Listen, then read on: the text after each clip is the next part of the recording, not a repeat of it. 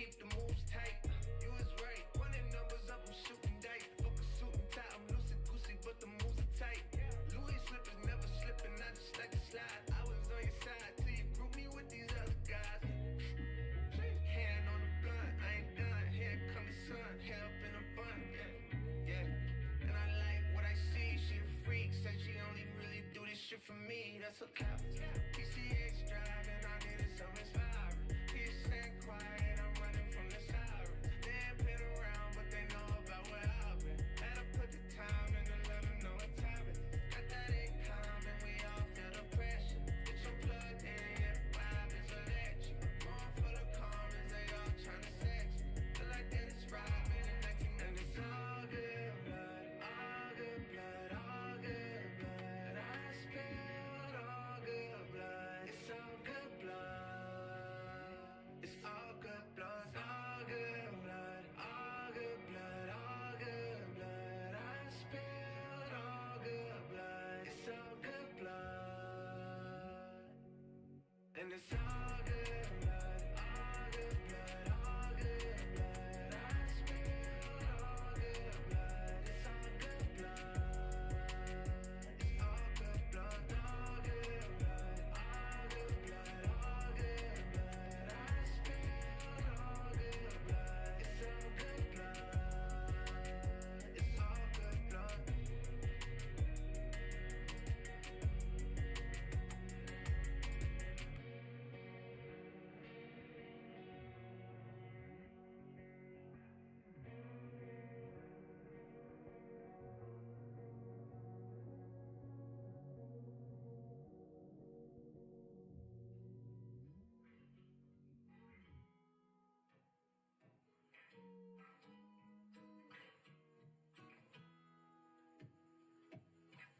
I be changing up the crib every quarter.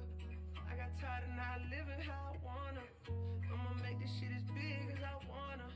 I get lost on my way to the kitchen in the morning. Somewhere in the hills of Montana. Baby gotta heal from the traumas. Mailbox filled up with commas. I'ma make enough to disappear if you wanna. I ain't got no time to waste on a comma. I've been changing up the crib every quarter. I get lost on my way back from the kitchen. Cause I don't know which way I'm going in the Carter. I told her woosah,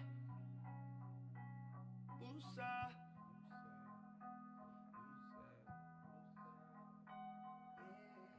Utah, jazzed up a few shots and woosah. Yeah, you got a woosah. When I do a talk, it's set to the moon top. I know what I want, get no fuss what you want. Woosah, woosah, fuck the hoopla. I saw what I saw, fuck what you saw. I've been on my day to day. Disappear like David Blaine. I'm talking woosah, woosah, fuck the hoopla. I saw what I saw, fuck what you saw. I've been on my day to day. Disappear like David Blaine. Shawty tryna act like she perfect, she didn't have to. Sometimes shit isn't working until it has to. I've been in my bag, I've been working like I still have to. Got mom and dad off Sherman, you know I had to. Woosah, woosah, fuck the hoopla. I saw what I saw.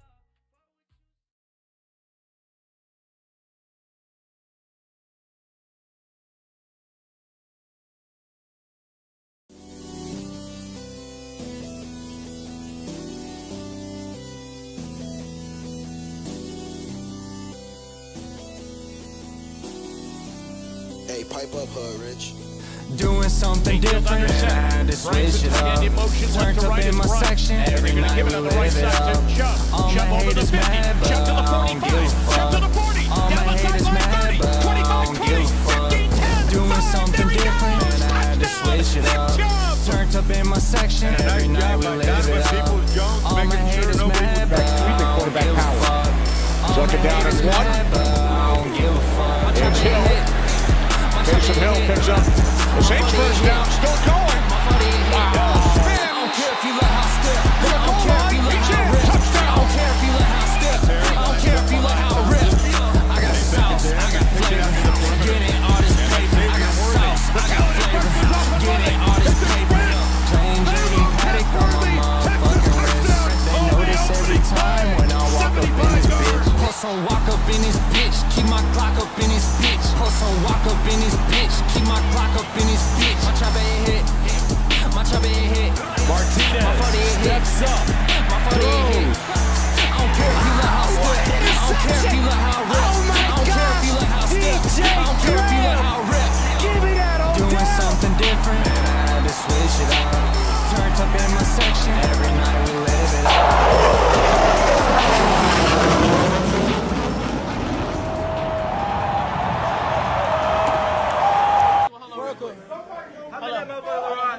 Them niggas was ranked 10? Yeah. God damn, they are. Right? All right, and he's right, because that's exactly how y'all played. Right? Like ass.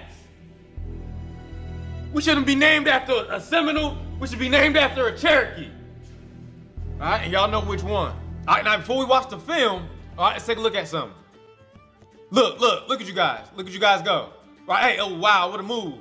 Look at Charles. Look at his face. More excited than a YouTuber at Chuck E. Cheese. Right? Look at all that balance, footwork, dexterity. Right? Then you get on the field and you start sliding like shower doors. And that's your problem. Y'all can't win the game because you're too busy trying to win the damn internet. Nice, first and goal, right? Take a look at Jacobs at linebacker. Oh my God, we're ranked number 10 in the nation. This is great. All I gotta do is fill the front side A gap. We should be able to get a stop. All right, but I'm easily influenced by backfield motion, just like my father at the strip club, right? I overrun the gap, and they run right through my hole like Popeye spicy chicken. Touchdown. All right, tie ball game, right? First and goal. Y'all just getting bullied like caribou. Take a look at Buck, getting thrown around like unsorted laundry, right? Watch Peters, all right, getting ran into the ground like his program in CFB 25 Dynasty. Touchdown, right? Hey, and DJ Davis, take that damn do-rag off. You got the same amount of waves as deep passes completed. Watching you play was like unboxing a damn Temu haul. Just disappointment after disappointment. Got no deep ball accuracy. Matter of fact, I should have got your mama out the portal. At least she would have put some touch on these balls.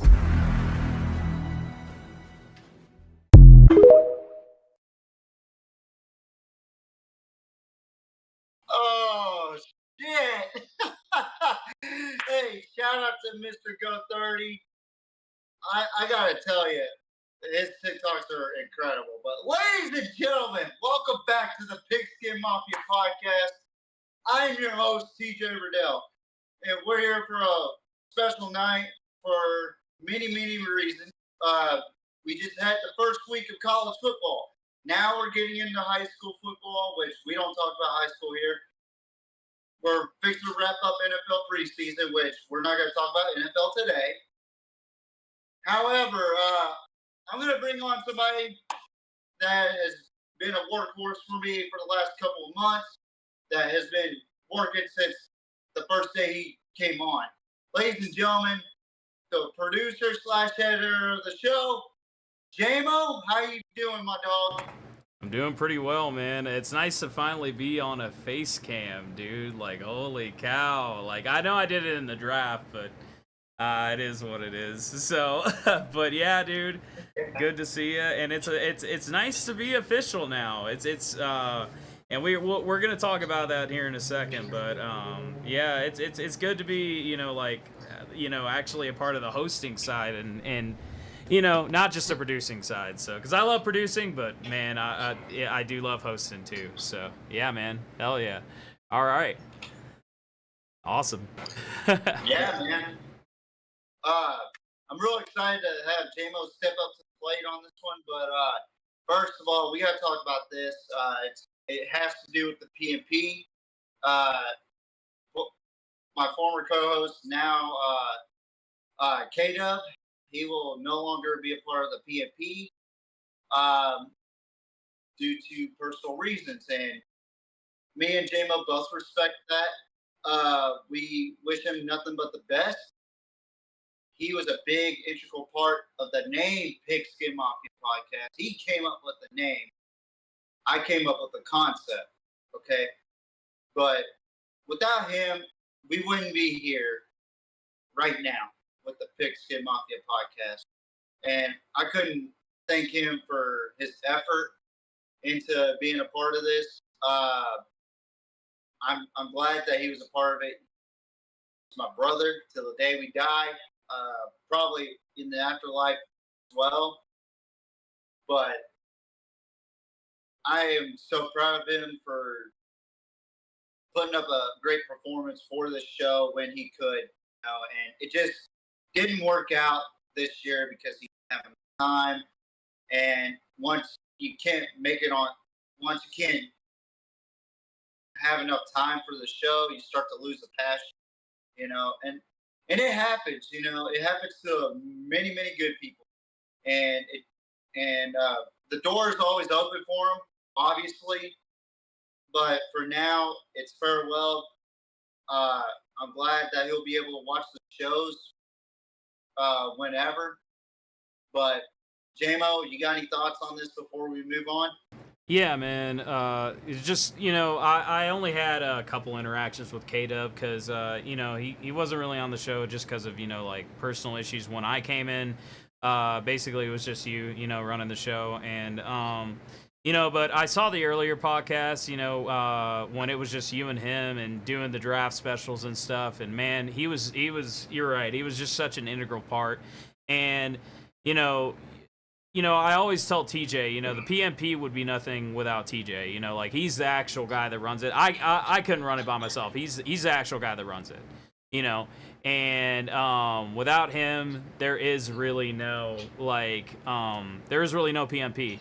And just like that, I have the same sentiment towards K-Dub, but and he's always welcome back. But unfortunately, life just takes us in different directions, and sometimes you lose the passion, sometimes you lose the heat, and it's like, well, it is what it is. There's nothing you can really do, and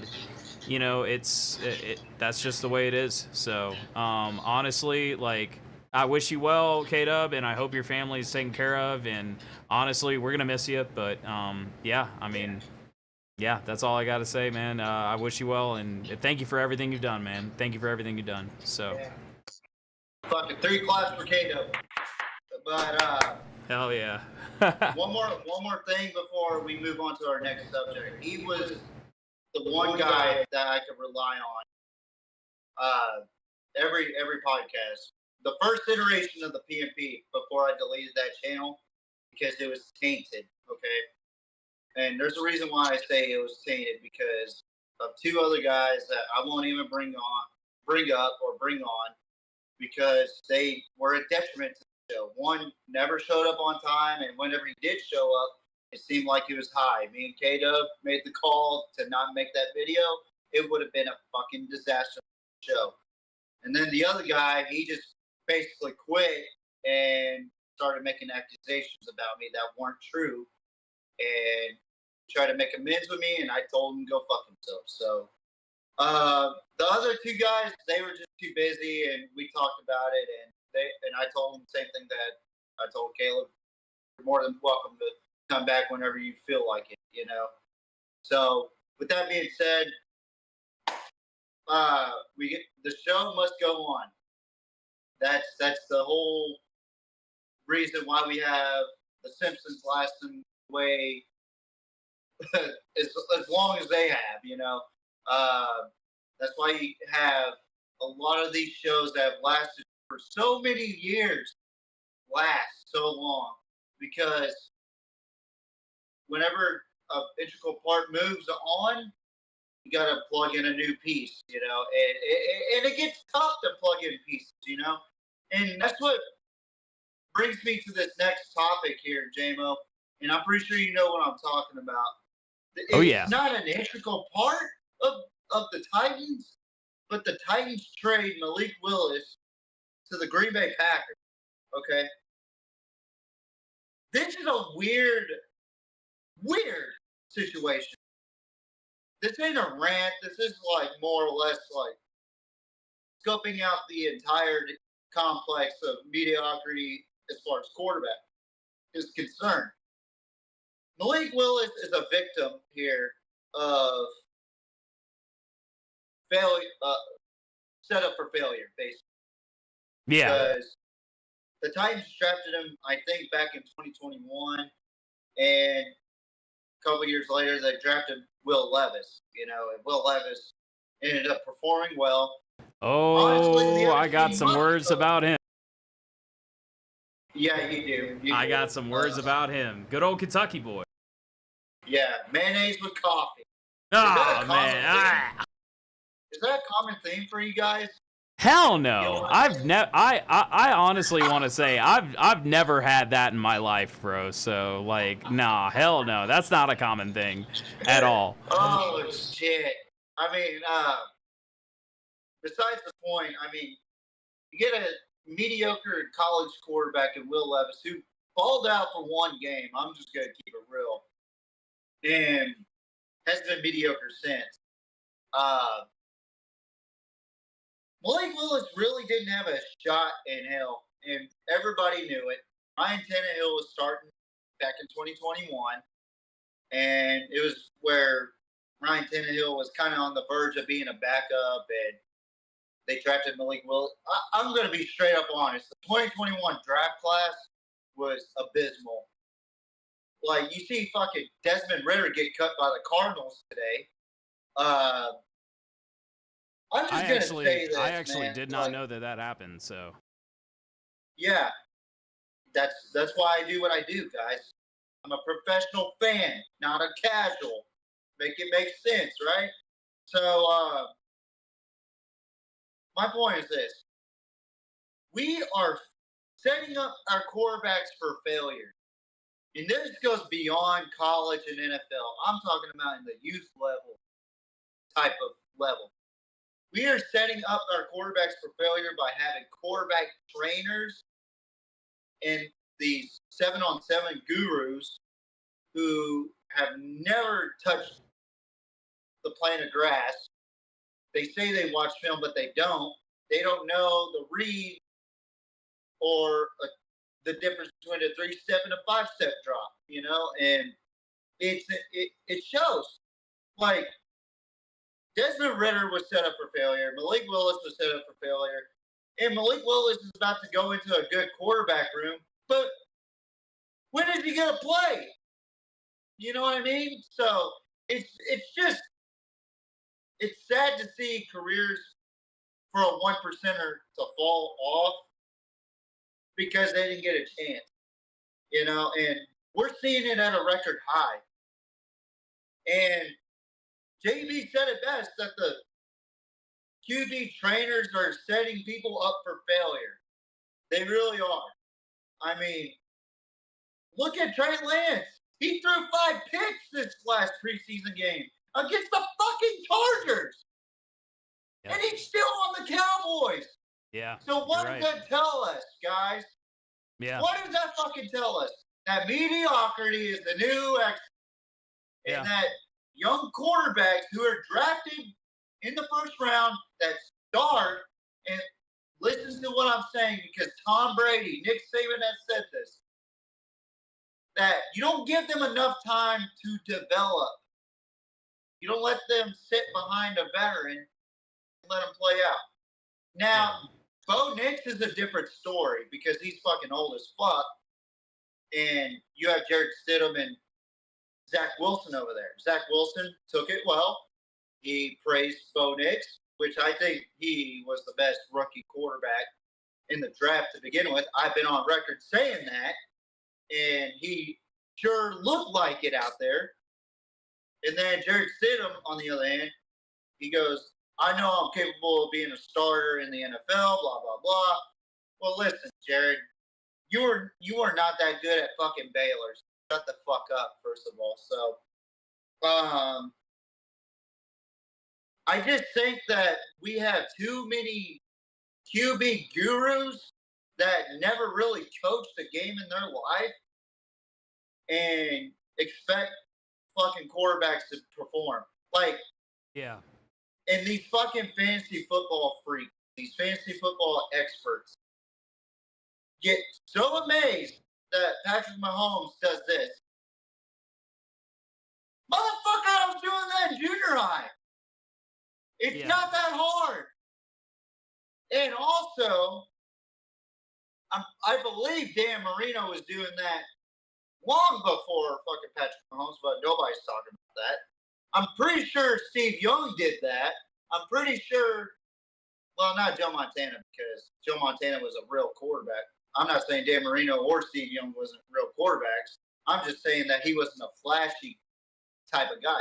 He was a straight-up quarterback that wanted to win games, where he won 4 Super Bowls, undefeated, and no picks in those Super Bowls. Fact check me if you want, casuals. But the moral of the story is, I guess me and Jamo's generation, we were gifted great quarterback play like Tom Brady, Big Ben Roethlisberger. Jamo can test that. Oh yeah. Drew Brees, the Manning brothers. Even though Eli Manning wasn't a great regular season quarterback, he was a phenomenal playoff quarterback. Yeah. Phillip Rivers. People don't like to talk about him, but he was a phenomenal quarterback in my opinion. Tony Romo. You know, and it's insane. It's truly insane how fucking much of a decline we've had at the quarterback position. And I think 2010 was the start of the decline of quarterback play. You know, and it's sad to see, honestly.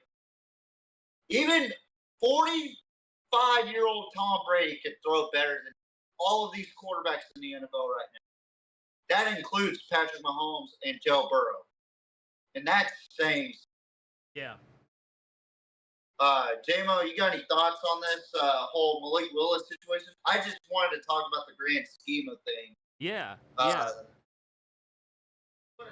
Straight Malik Willis. Go ahead.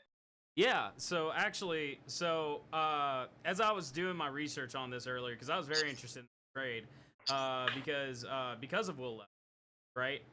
So I'm very by the numbers. That's the kind of guy I am, right?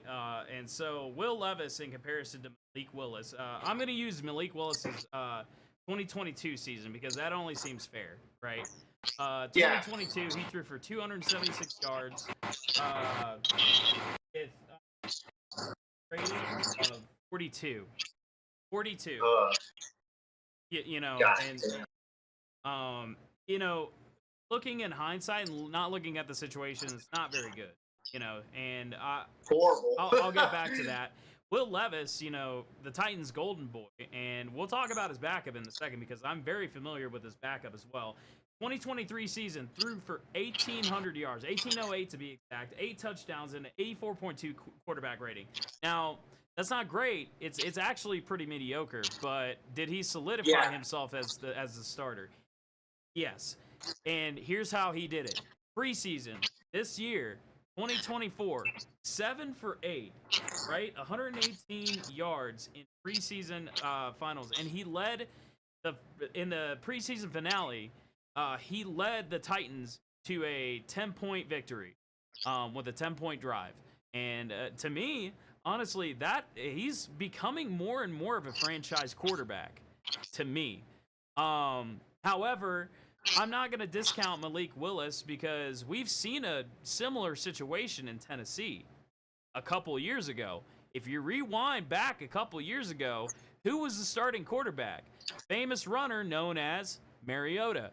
Mariota, who was really good at running the ball. Now, I don't want to say he's one of the best throwers of a generation, but God, he was one of the best running quarterbacks of our time.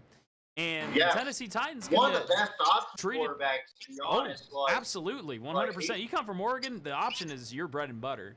But for the fact that we've seen this out of Tennessee before makes me question what the owners are doing as far as a franchise quarterback. I mean, you take talent such as Will Levis, and if he doesn't perform, they're probably going to go with the backup who is itching to get a franchise. And that backup, I have personal experience seeing. That is Mason Rudolph. Mason Rudolph, honestly, I feel like he's going to be the starter this season. He's a much better quarterback. He has a lot more experience, and he's much better for the Tennessee offense. He didn't really fit in with the Pittsburgh offense coming off the legs of Ben Roethlisberger, where that was designed over a big quarterback or a mobile quarterback. You know, the offensive coordinator over there, who we'll also talk about now because there was a switch that happened. Me and TJ are going to talk about that a little later. I'm not very happy about it. But I think Mason Rudolph did not fit into the Pittsburgh offense, and he will be a much better fit for the Tennessee offense. However, he has to do better than Will Levis. Will Levis is looking hot in the preseason, and if Will Levis keeps on performing like this, he will undeniably be the franchise quarterback. For Malik Willis, though, Titans ruined another career. Titans ruined another shot at having a good franchise quarterback, and honestly, it's the best way I could define this. A great move for Tennessee for longevity, but a horrible move for Malik Willis because they basically just killed his career. So yeah. Well, I'm gonna say this right now. Mason Rudolph. I got a chance to watch him play at Oklahoma State. Oh, nice. Okay. He was a phenomenal fucking quarterback at Oklahoma State. He is. And I was kind of disappointed in his Pittsburgh tenure. Like, I thought he was going to be the guy at Big Ben, you know. And, you know, when Big Ben went down. And here's the deal. Oh, go ahead. When Big Ben went down, he was the guy who filled the shoes of the All-Star. You know, we're talking about filling the shoes of a multiple-time Pro Bowl quarterback, a multiple-time Super Bowl winner. That's pressure. That is absolutely 100% pressure. And if you can perform in those shoes, you can perform anywhere. And that's why I think he's going to be a perfect fit for the Tennessee offense. He's got a big monster he's got to go up against. The hot preseason quarterback, Will Levis. And let me tell you, in Kentucky, man, was he a performer. He was one of the reasons that program turned around like it did. Him and Mark Stoops have been doing solid work over there. He and Mark Stoops did solid work over there to turn the Kentucky program around. Kentucky is, I'm pretty sure, they're going to be well known here in a couple of years for the quarterbacks that they produce because they're producing gems. And let me tell you something. Will Levis is going to be a prime example of that. I think it will be a tight battle between him and Mason Rudolph, but I ultimately think Mason is going to win because he has the experience to go against the teams and fill the shoes of giants. I really think Mason's got the spot. You heard it first. Jamo's thoughts on Mason Rudolph and the Will Levis battle. Either Will Levis is going to start at the beginning and then fall off, and Mason Rudolph comes in, or Will Levis just impresses us both, and Jamo will be crow. That's the whole point of this. Yep. We are professional fans. We're not casual, okay? Let me specify what I mean by that. We actually dig in the facts. We actually are unbiased about our thoughts once it comes to this shit.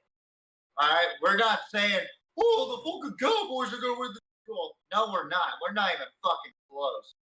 And speaking of that, which leads me to the next topic here. I think that's a good segue. Yep. Yeah. CD payday. Officially today. $136 million, 4 years, and I believe $100 million guaranteed. Jamo, can you explain all that real quick? That's actually correct. I give my 2 cents. Yeah. So, let me get my notepad out here. God, I'm about to nerd out. So, like I said, I'm very by the stats. Basically, CD Lamb finally got what he's worth. 4-year extension for $34 million per year, 67 mil fully guaranteed, with 93% practically guaranteed. The only way he loses $26 million out of this is if he's cut after 1 year. But basically, he walks away, or basically, he only walks away from $26 million. He's got $67 million in the bank right now.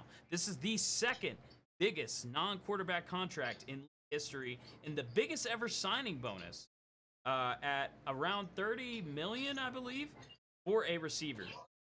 And my basic opinion, this was a long time coming, and honestly, I think it's worth it. TJ, you're the bigger Cowboys fan. What do you think, man? I would just like to say that Jerry Jones is a coward. Because here's the reason why. Here's the reason why I'm going to say this.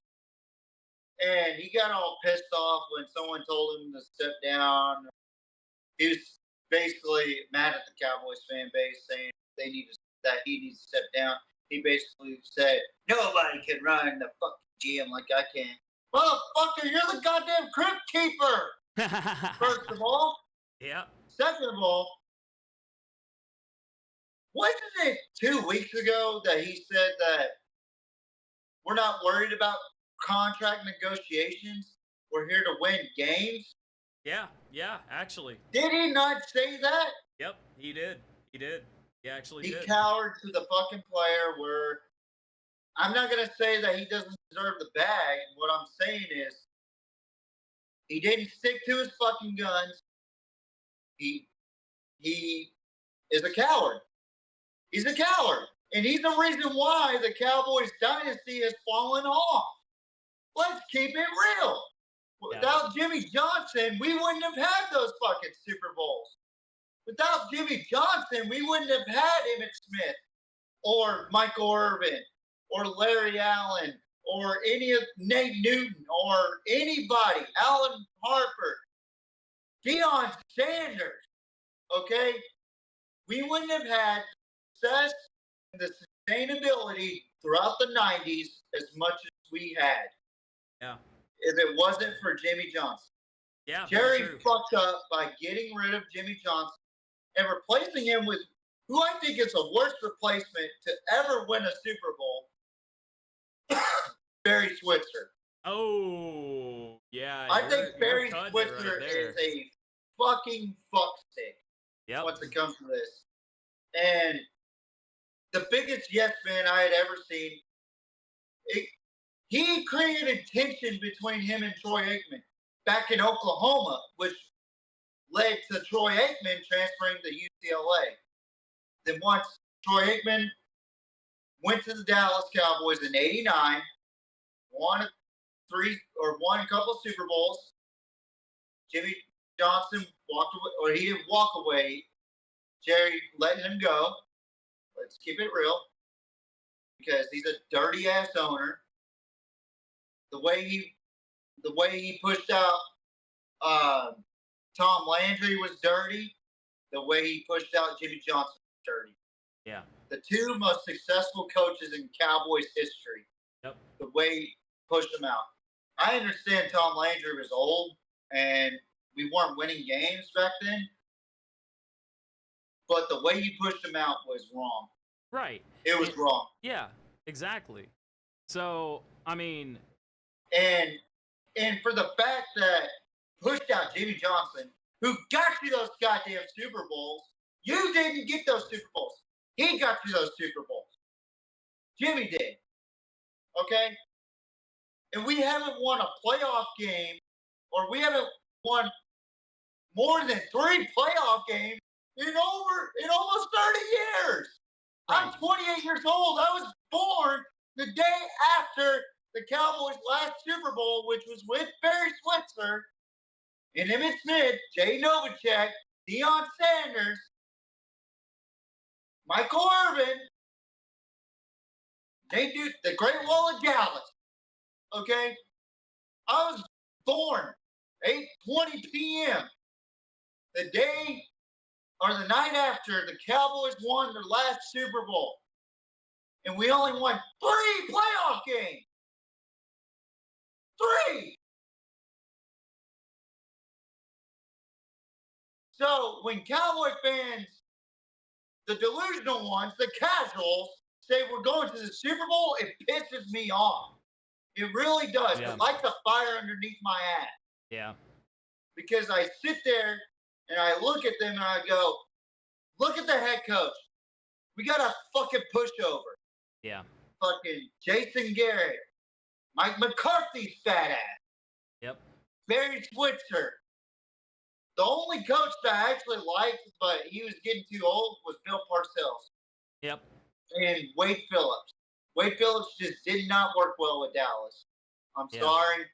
It is what it is. I like Wade Phillips as a coach, but he's a better defensive coordinator than he is. His daddy was a better coach. Bum Phillips was a way better coach for the Oilers. Well, and but, I just like to say too, you know, like when you have a franchise quarterback such as, and I'm gonna take it way back. I'm not saying Romo was honestly the best of the best. Was he an all right quarterback though? Yeah.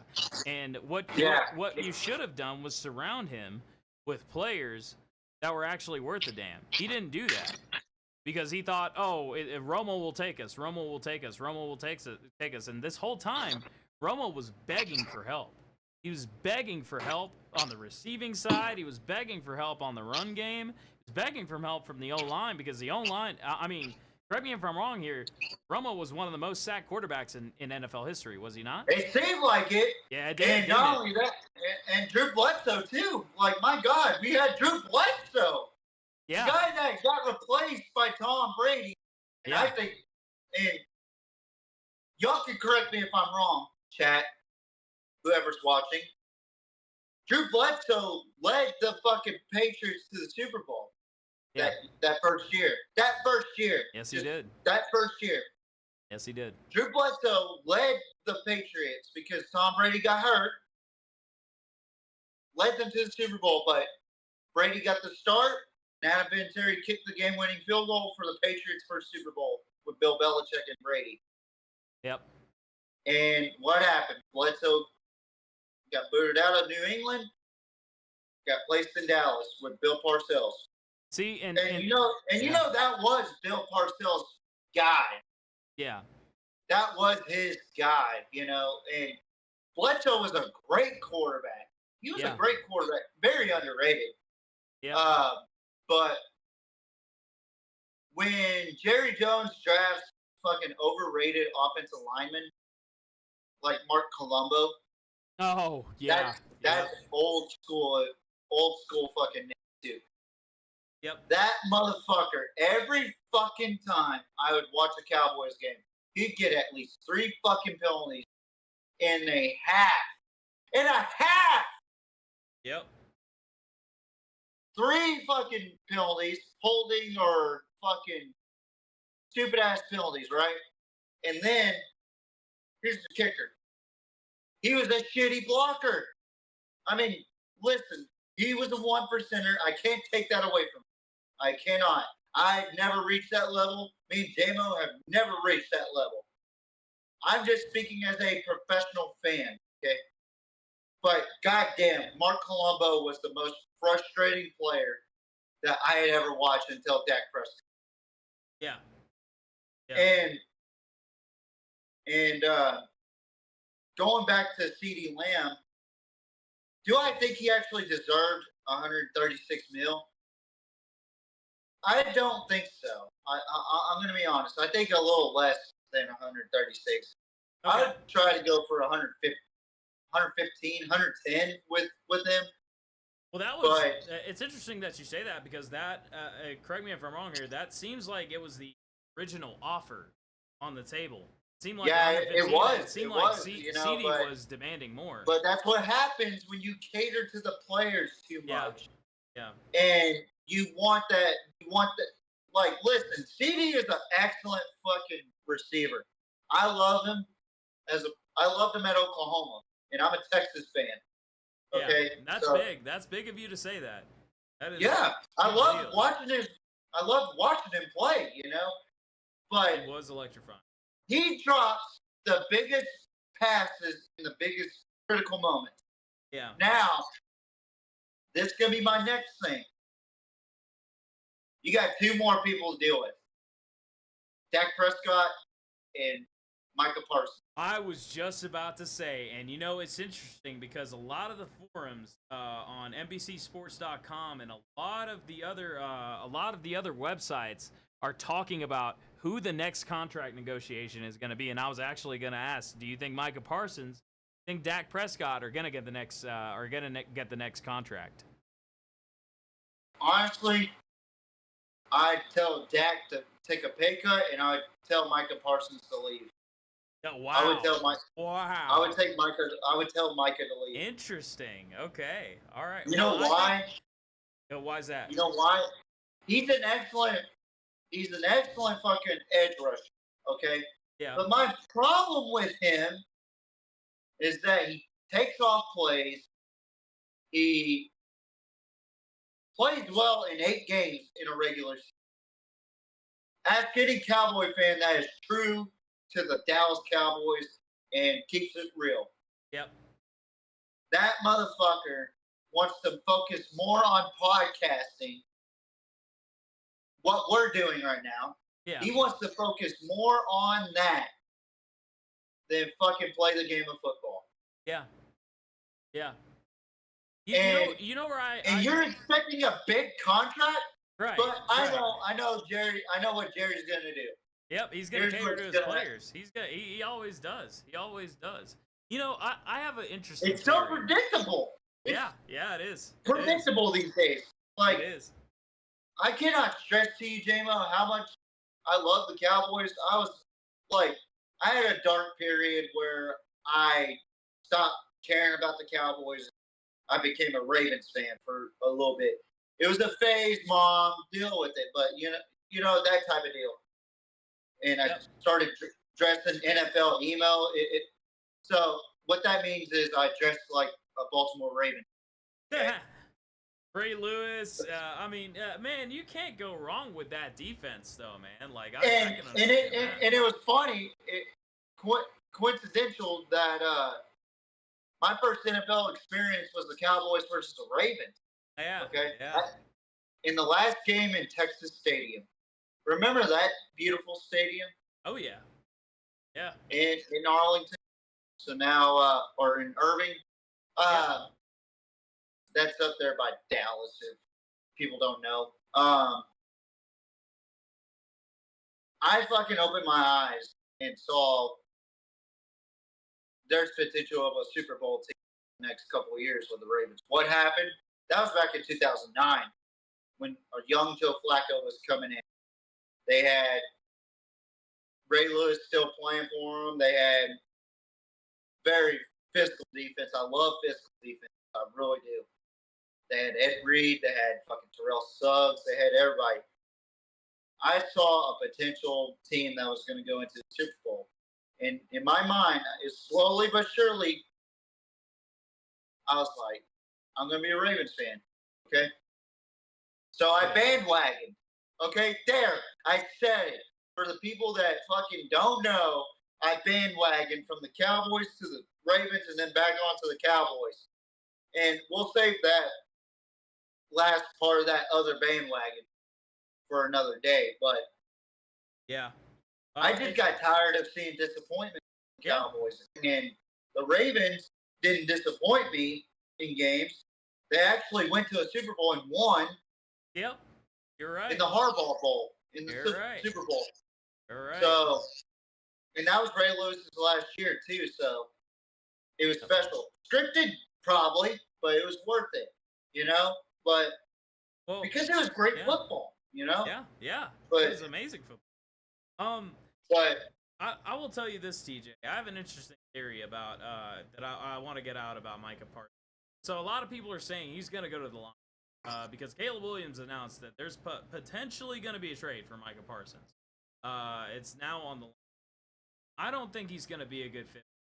You know who I think he would be a good fit for, and you know how I think will whip him up into shape? Micah Daniels, Miami Dolphins. I think they've got so many defensive ends. Well, so you know I think they've got so many talented defensive ends that he would actually be under some of the best in the league, and we'd see how he would perform. But he would get his, you know, like he would get his like rotations. But I think they've got so many rotations and so much depth at his position that I think they could swing that. I think he would be a better fit for the Dolphins defense and what they got going on there. Like, I mean, I put him under Mike McDaniel. I agree with that. McDaniels. Like, I mean, Mike McDaniel. And honestly, Mike McDaniel don't give a fuck enough. So he'll let Tyreek Hill have like fucking 15 kids. Yeah. And beat women, you know. But Micah Parsons could do his podcast with Tyreek Hill. I'm okay with that. I'm okay with sacrificing Micah Parsons to having a better season. I really am. I'm tired of the bullshit with Micah. That's just me.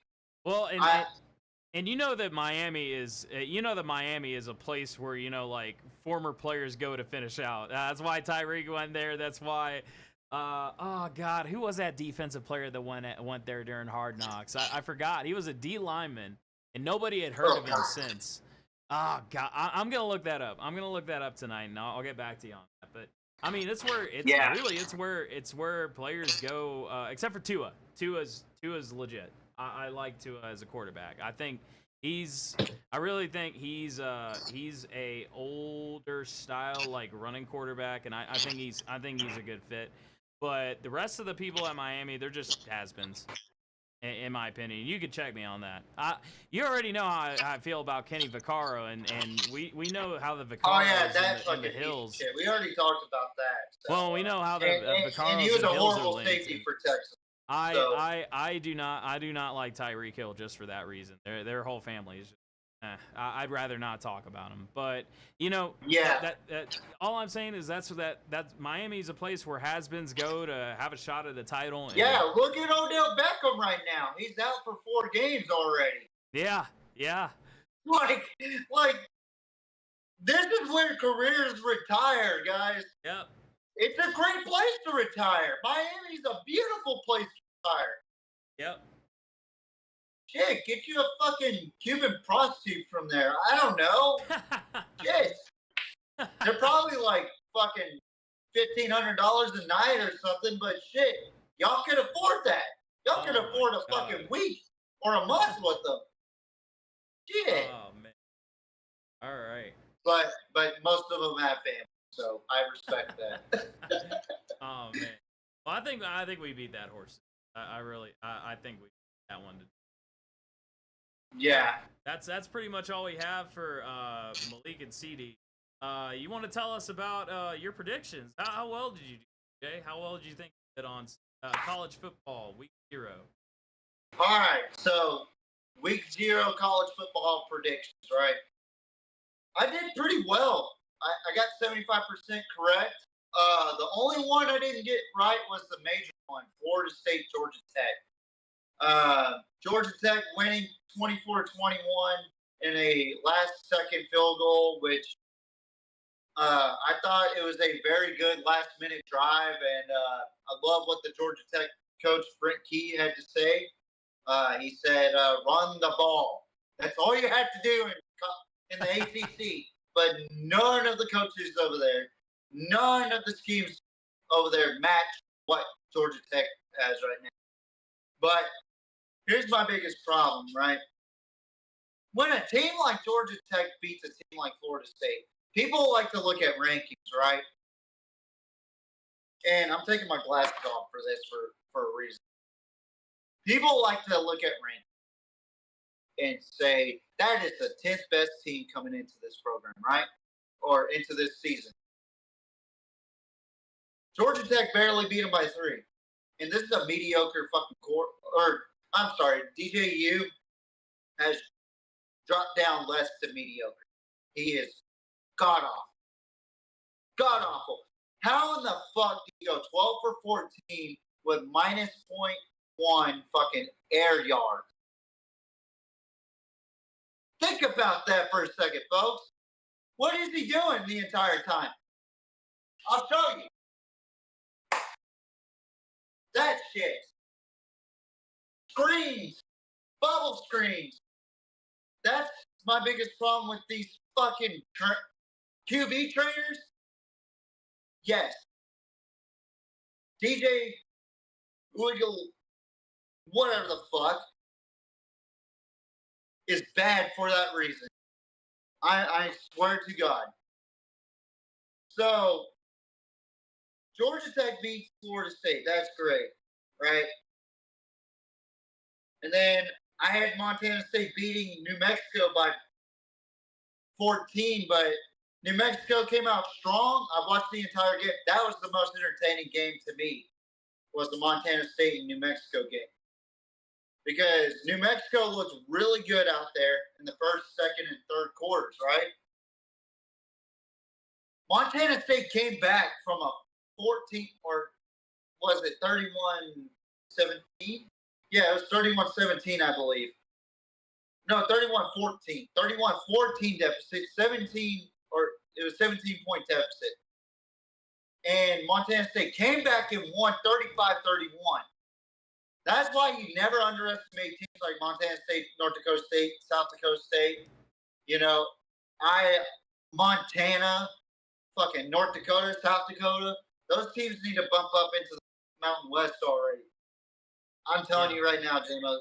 Yeah. They need to go ahead and bump up to the Mountain West. Yeah. I agree. Because the Mountain West is only getting worse. Yep. Because there's really, in the Pac-2 just needs to fucking join up with the Mountain West. I don't know. Yeah. But Montana State played a really good fourth quarter against New Mexico. They did. New Mexico gassed out. That's like their biggest problem. Like, they started off great and then they just gassed out. They made Montana State look like they were fucking mediocre as shit, and then Montana State came back and won the way they did. That's how champions are built right there. Okay? Yes, sir. I agree.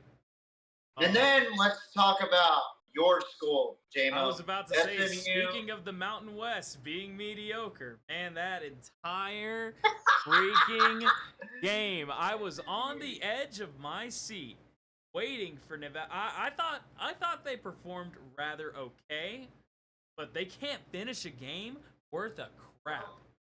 They can't finish a game worth of crap, and this is SMU we're talking about. Come on.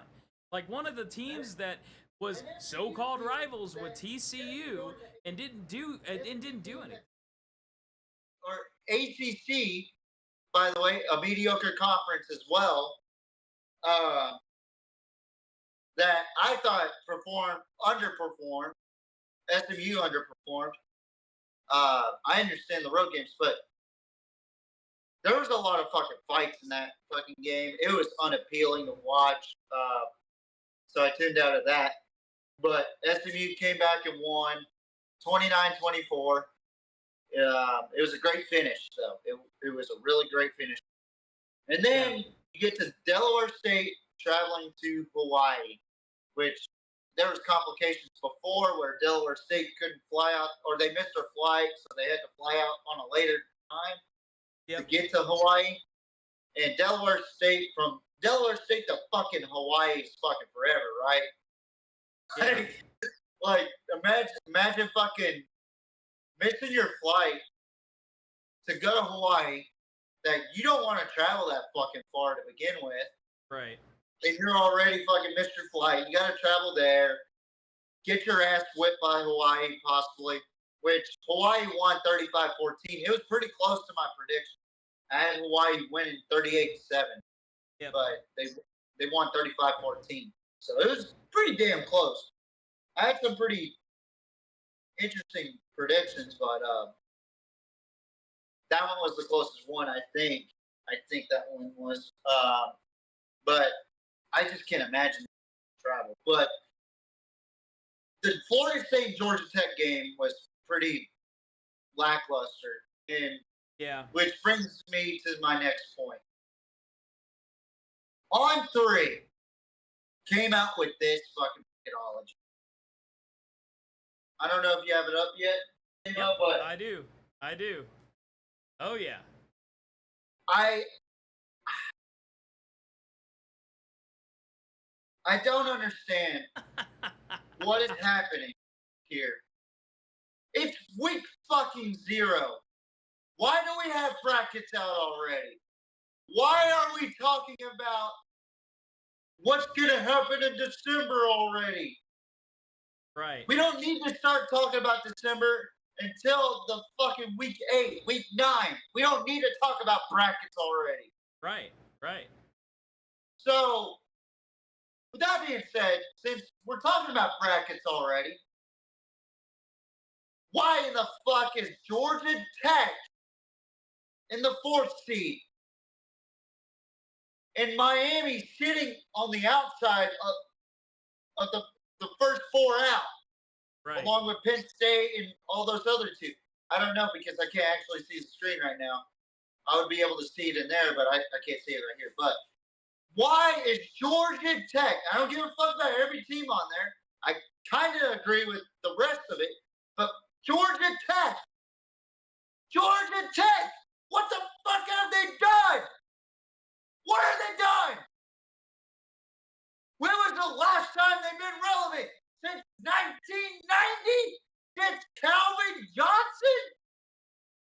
What the fuck are we doing on 3? What are we doing? Why are we putting the fucking Georgia Tech Yellow Jackets, who fucking barely pitched their way out of the fucking game against Florida State, a fucking mediocre Florida State team, and why are we even ranking Florida State in the fucking top 10? They lost too many fucking guys, like I said. They were overhyped, like I said. Why are we putting Georgia Tech in the college football playoff already? On 3, you look like fucking idiots right now. You look fucking ridiculous with putting fucking Georgia Tech, beating DJU, who is worse than mediocre, and Haynes King couldn't fucking do shit in that game. Put them in the 4th seed. I don't understand. I really don't. I genuinely think that people that are so-called experts in the college football realm, they're not like Joel Klatt or Kirk Herbstreit, but they call themselves experts, right? They think they know everything. After Georgia Tech beating Florida State, the former ACC champion, get hyped. last year's ACC champions, which they lost damn near all of those guys through either via transfer portal or graduation or NFL Combine or NFL Draft. Well, let me just say, TJ. Go ahead. Fucking Ole Miss as well in that bracket. I'm looking at 3 teams that really don't belong. That's Ole Miss, Notre Dame, my professional, and Georgia Tech. And look who they have as the first 4 out as well. You have Penn. Okay, we already talked about Penn State, right? That's fine. We already talked about how mediocre they are. Fucking Miami. Really?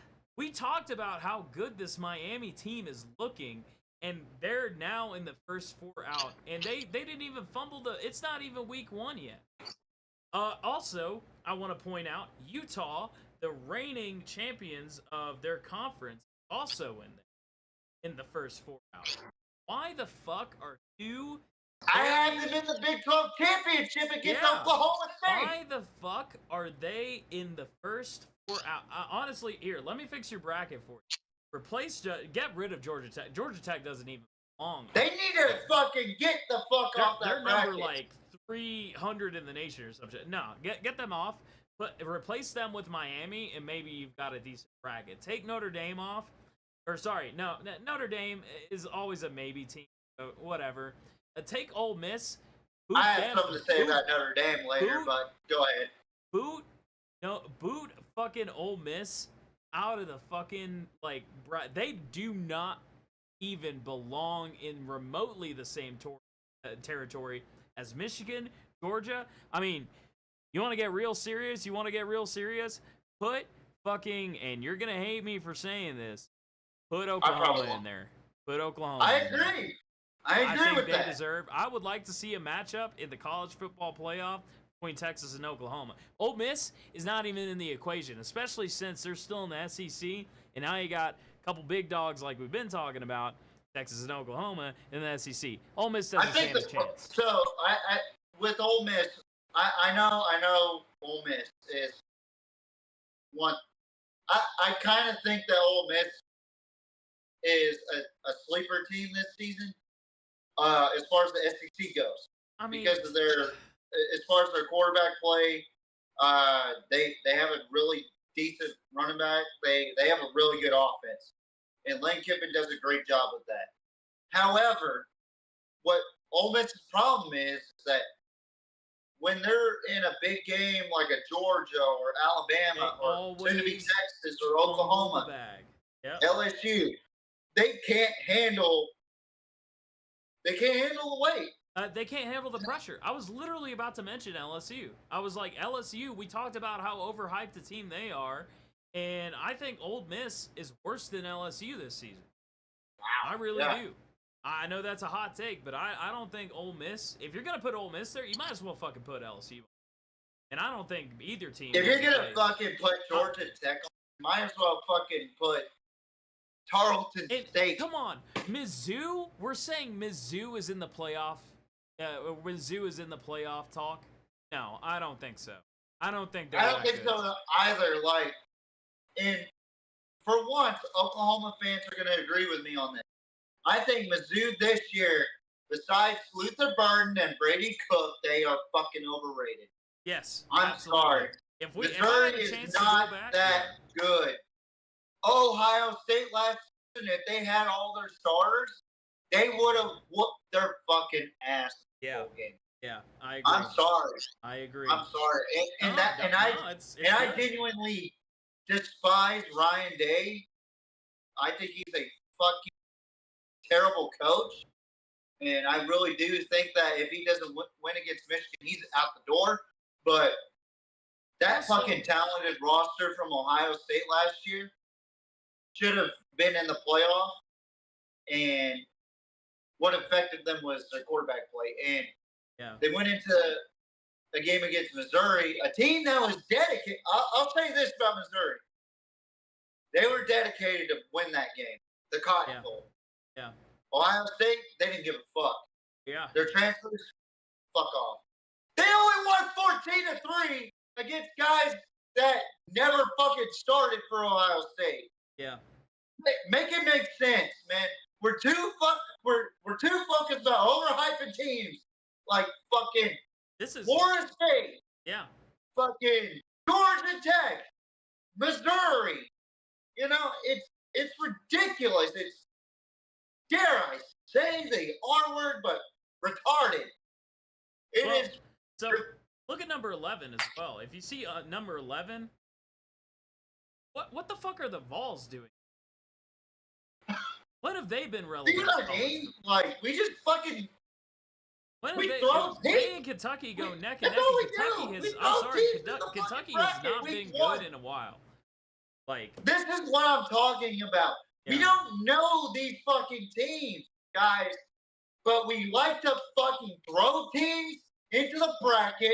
We like to fucking throw players into the Heisman race without even knowing. Like, I heard that Nico, the fucking quarterback for Tennessee, the freshman quarterback, right? Yep. Who's now a sophomore. People are already talking about him being a Heisman. We only saw him play one fucking game. That's a stretch. That's a freaking stretch if I've ever heard. Same thing with Miller Moss. Even though I said he'd be a fucking dark horse fucking player in college football, I don't have him in my Heisman. I don't. Yeah.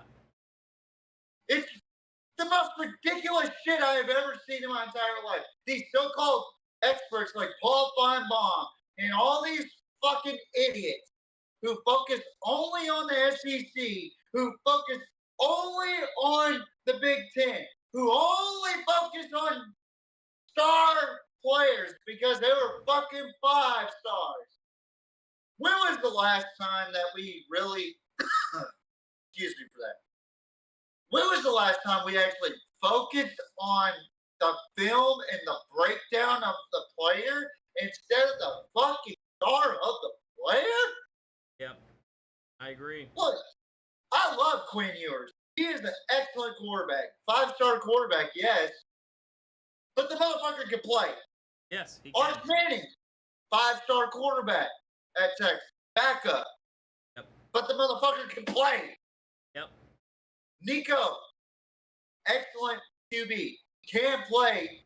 But Tennessee in the playoff? No! He doesn't have surroundings like Arch and Quinn have. No. What are we doing? Yeah. I mean, and the other things that are like I said, the teams that like aren't even in here. Where the hell is UCF? Where the hell is USC? Like teams that we mentioned had a shot. Fucking Oklahoma State. That was the biggest one. Exactly. I was like, what the fuck? Where's Oklahoma State? Where are they in all? Where and I heard this from Joel Klatt the other day too. That you're probably gonna only see one ACC and one Big 12 team in the fucking playoff. That's fine as long as they're not like an overhyped. You know what I'm saying? Yeah. Like the Big 12's gonna cannibalize each other, which is true.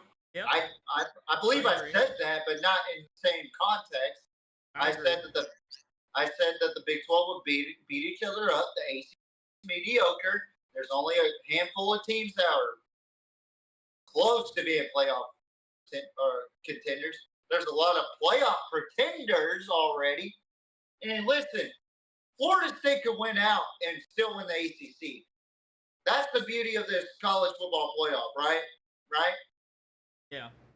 But when you're in a fucking shitty conference like the ACC, you have no choice but to win out. I'm sorry.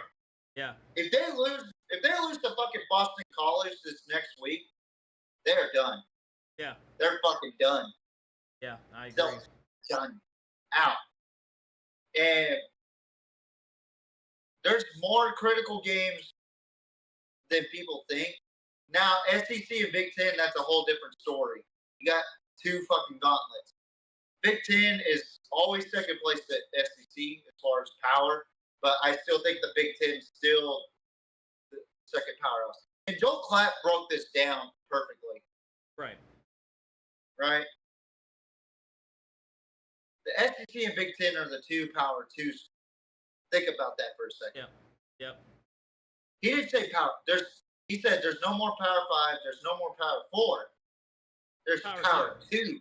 Yep. SEC I agree. And Big Ten. And yeah, I agree with that too. I do too. And here's the funny part. The group of 2 schools, ACC and Big 12. And what happens to the other conferences? Small schools. Yep. Small schools. Yep. That's basically it. And I love Joel Klatt breaking that down, and I loved it. I actually watched his interview with Big Matt McChesney and Bailey Price. Shout out to those boys. They did a phenomenal job with Joel Klatt and Deion Sanders. They actually check out their fucking channel, 0 to 60 podcast, to watch the Deion Sanders interview with Big Matt, and then Deion Sanders Jr. with Bailey and fucking Big Matt. I didn't mean to say fucking Big Matt.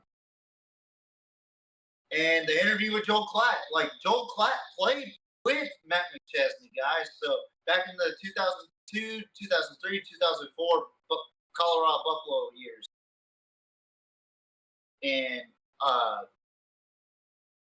Joel Klatt broke that down perfectly. I couldn't have asked for. He hit the nail on the coffin once it came to college football playoff and the conference, the levels. You know? There's levels to this shit. People don't realize it. The Big 12, there's a chance that there could be 2 teams in the playoff, and I see 3 of them right now that are contenders. I see 5 or 6 sleepers in the Big 12. Yeah. Okay. ACC, you got like 2 contenders that aren't really strong enough to last. Yeah. And then you got the fucking 10 pretenders that they claim that they're strong, but they're fucking weak. And then you got fucking shit. Yep. Shit. Yep. So, yeah. I just wanted to I saw that earlier in Jamo. It got you heated. It got you heated, man. Oh my god, dude! Like I hate this shit, bro. Like You don't see the Pigskin Mafia podcast post up their fucking predicted brackets. Preseason brackets are stupid. Fucking early season brackets are stupid. I think a perfect time for a bracket is week 8, week 9, week 10, week 11, week 12, week 13, week 14, 15, conference championship, because that's where the conference championship implications go. Who's going to be seeded where, or are they not playing in the fucking playoff? Okay? And remember, we're going from 12 to 14 next year. Yeah. So Very I'm true. really just sick and tired of how moronic fucking people are online, and these so-called fucking experts that think that they know fucking college football, but don't do their fucking research. They don't fucking do their research. And shout out to my boy Peter Bartell, Pigskin Petey. Check him out on Twitter, and he's got articles. He posted a deal on Twitter or X or whatever the fuck you want to call it. I don't give a really. Because now I'm eating because of Georgia Tech. Not because of Georgia Tech, but because of On3 for putting Georgia Tech in the college football playoff. I think they do that to piss people off first. But back to what I was going. So the article is talking about this radio host or podcast host for an Ole Miss podcast. Jamo's already going to be like, oh, fuck, here we go. Right? An Ole Miss podcast. I don't even know what the fuck the name is. He probably has more subscribers than us. Y'all better fucking subscribe. But anyway, and leave a like, because this is a great show, by the way, so far. They fucking talked about Kalen DeBoer, right? And they compared him to the worst Alabama coach in Alabama. Think about that, Jamo. Like, wow. First of all, give me your take on that real quick.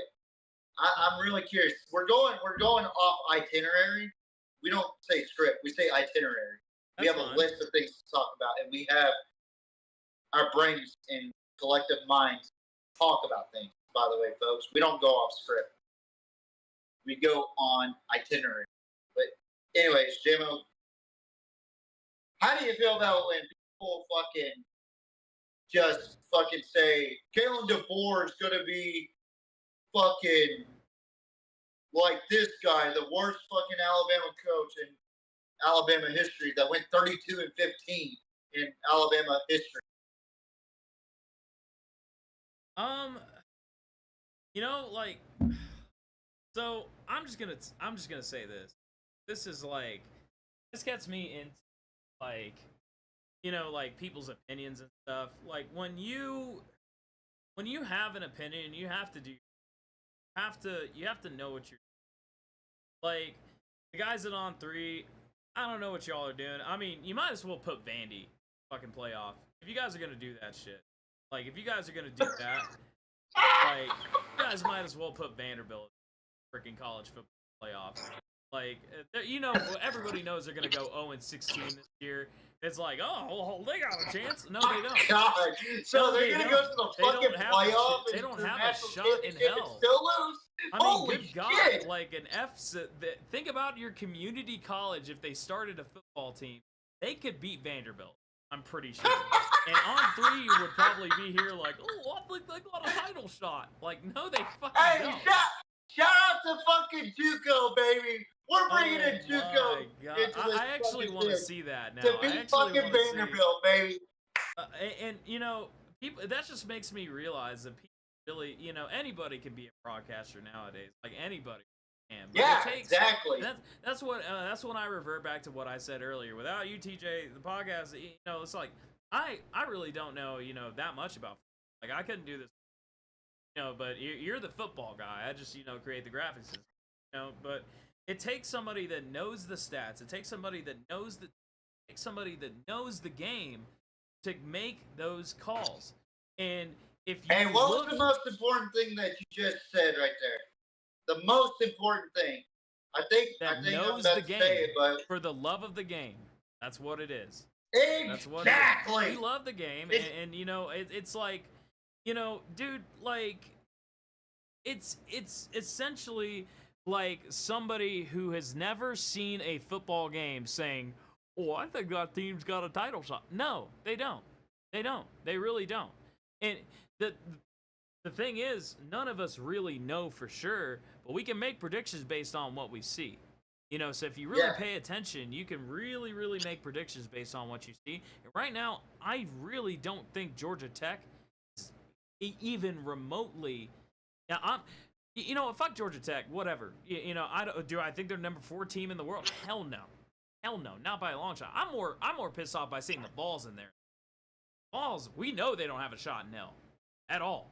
I don't care if they have the Heisman candidate. They're gonna see real quick because, like I said, in an earlier podcast, one man does not make a team. You may have a Heisman candidate, but you need a receiver core, you need a good running back, you need an O-line, and also you need a defense to kind of help you out there. I don't think Tennessee has that, and I think when you put Tennessee in the same conference as Alabama, Oklahoma, Georgia, Texas, fucking LSU that we called overrated, I really don't think they have a shot in hell. They're down there with Kentucky and Ole Miss. And that's another thing. Ole Miss, why are you there? Why the hell is USF there instead of UCF? Why the hell is, I mean, you know who I think has got a better shot than Tennessee? Kentucky. Because they have a damn good fucking quarterback. That's gonna piss off a lot That of people. should be in transfer from Georgia, by the way, so we know he knows his shit. That guy needs to be in the running for the Heisman over whoever Tennessee. Brock Vandagriff, that guy is a fucking solid QB. Let me tell you something. I may have said that we don't have a shot in hell last week. Let me tell you, with our quarterback right now, we do have a Y'all shot. are dangerous. Y'all are very dangerous. I would put us in the same position. That's why I'm like, yeah. That's why I'm kind of confused when you did say that a little bit last week, that y'all didn't have a shot in hell. I was like, man, y'all still got Mark Stoops, and y'all have a great quarterback back there in Brock Vandagriff. Yeah. And plus, y'all have a really solid offense. Y'all have a great run balance offense. We similar have a shot. Have a shot. It's very similar to Georgia's offense. Let's keep it above. You know what? I'm gonna call this the right weak now. point. Yeah. The weak point for you guys is the defensive side, whereas y'all don't have a strong enough front seven. Yeah, you're right. We don't. So you know, like little things like that, like that Mark Stoops should be going after, like the front seven, the fucking secondary. And the interior offensive lineman, you know, but I think y'all are a fucking dangerous team this year. Kentucky is. I'm going to call it right now. I think we're the OSU of the SEC. I think we're the giant killer. And I'm not saying that just because I come from Kentucky. I'm saying that because I have Mark Stoops, have a solid offense that I think that can run circles around Tennessee. And we will see. We will see. Because Kentucky also has a tough schedule. Think about it. One of their first 3 games is who? Who? Number 1, Georgia. Let me tell you something. I am calling it right now. It's gonna be close to, if not an upset. I think. And it's gonna be a shootout. I really think it's gonna. I think Kentucky. Damn it, boy! I really think. I think Kentucky is gonna give Georgia a run for their money. They may not win the game. Let me tell you something. They're going to say, hey, we're not done with the SEC. We're still here. We're here in stride. We got Mark Stoops. We got Brock Vanderson. And man, oh man, have a shot in hell. We're going to run circles around.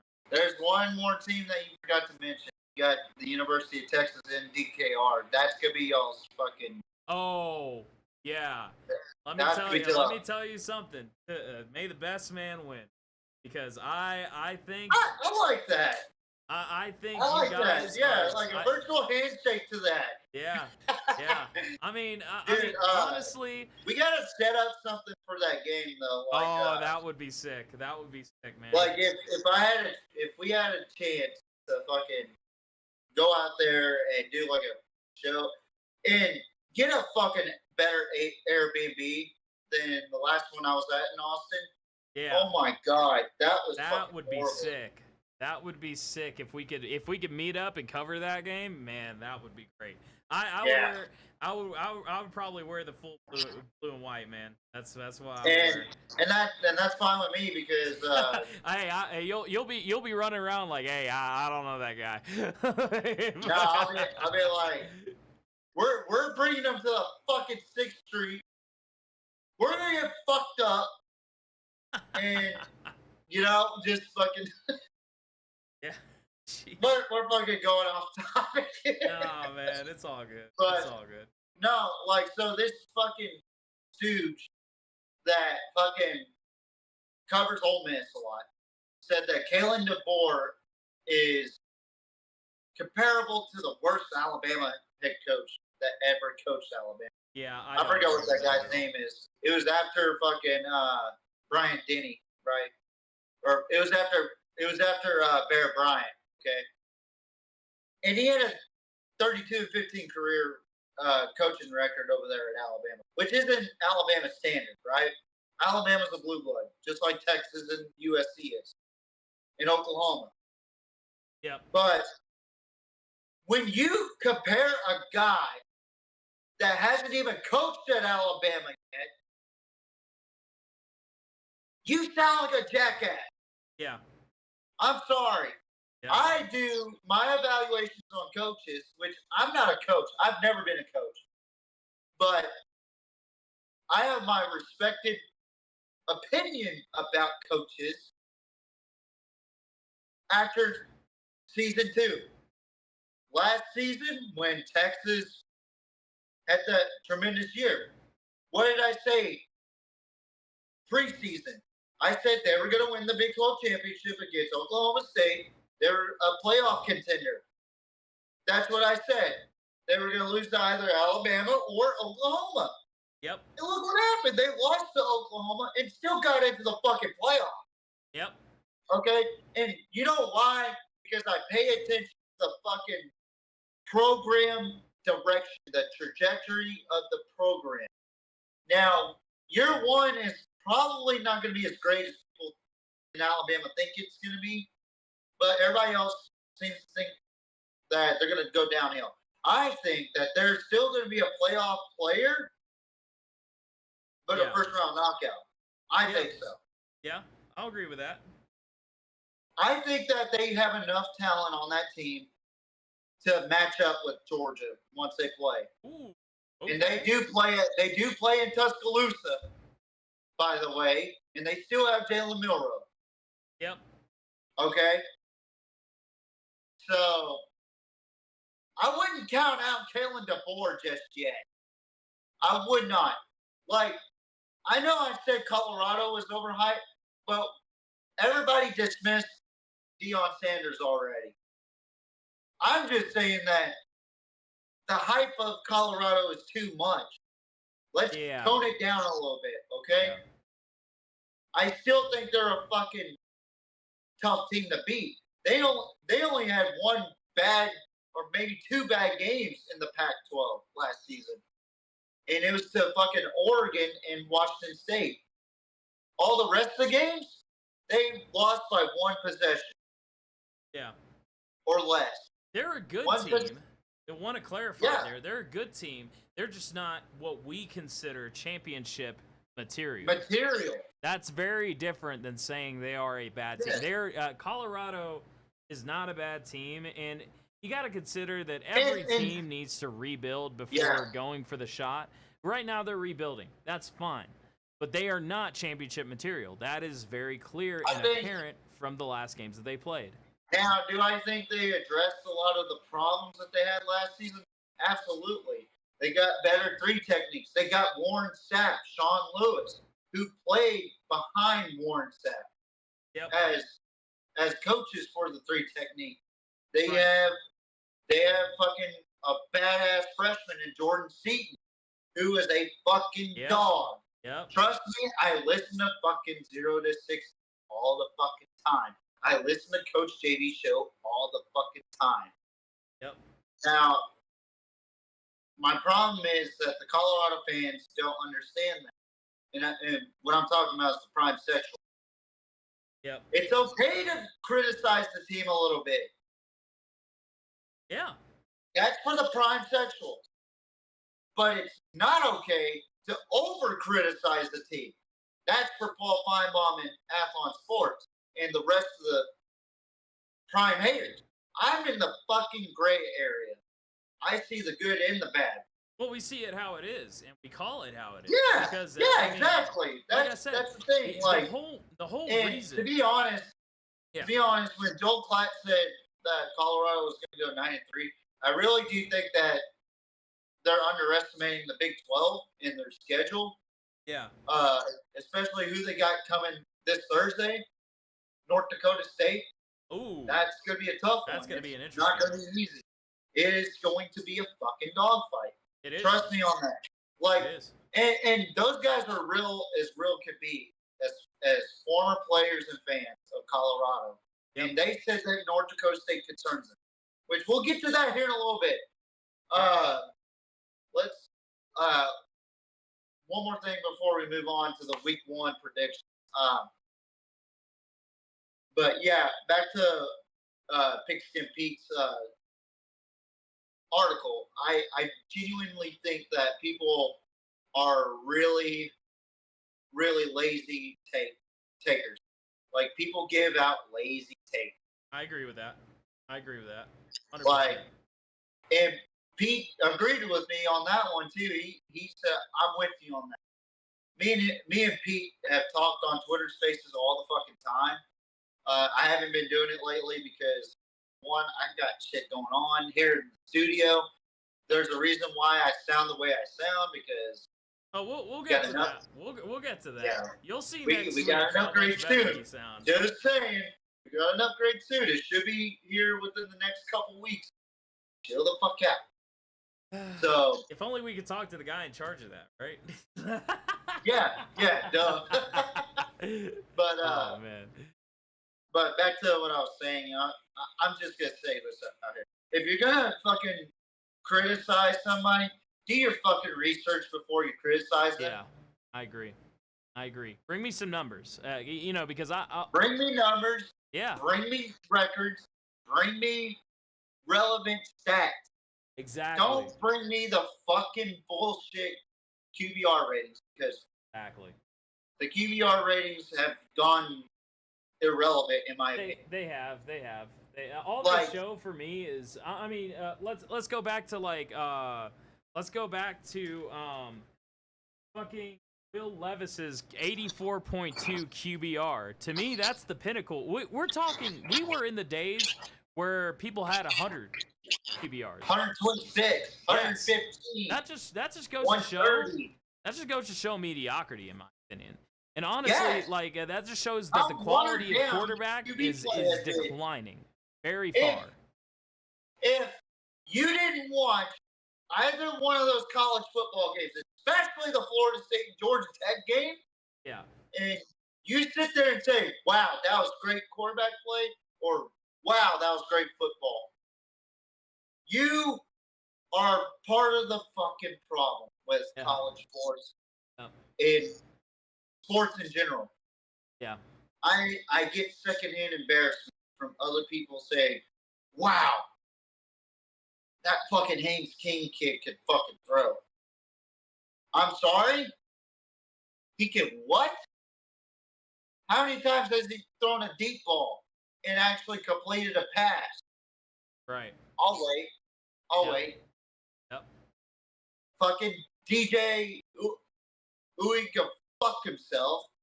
How many fucking deep throws did he have in the first half? Oh, wait. Negative 0.1 air yard. Yeah. I didn't even know that was a fucking stat, Jamo. Yeah. They're coming up with new stats now. Because all the quarterbacks do is, here you go. Yeah. They call it touch passes. Well, they call it touchdowns. And They you know what I was gonna say to that as well. So Yeah. like, you run the screen if you have receivers to back it up. You run the screen if you have Xavier Worthy on your side. You run the screen if you have receivers as fast, and I'm sorry, I'm about to say this, receivers as fast as Tyreek Hill. I mean, that's when you run the screen. That's when you run the screen, is when you have receivers that can play the game. Georgia Tech does not have that. Why are you sitting here running the screen? Georgia Tech is overhyped because they're sitting here running the screen like they have a core of receivers. They do not. They don't have a core of receivers to back it up. They need to find their groove. What they need to do? They need to stop throwing screens because that one, it makes your quarterback. They just need to run the fucking football. Well, and it makes the offensive coordinator look like he does not have faith in his quarterback. If you have faith in your quarterback, release him, let him throw the deep ball. Otherwise, maybe you need to find somebody else. It seems like that these fucking coordinators and coaches nowadays, and if we ever have fucking Coach JB, I'm gonna fucking ask this question. Have the coaches and OCs in the NFL and college sports, even in high school sports, have they lost faith in quarterback play? He'll probably most likely say yes, and that it's all due to 7-on-7 fucking quarterback trainer. Listen to me. Trainers. They're not real coaches.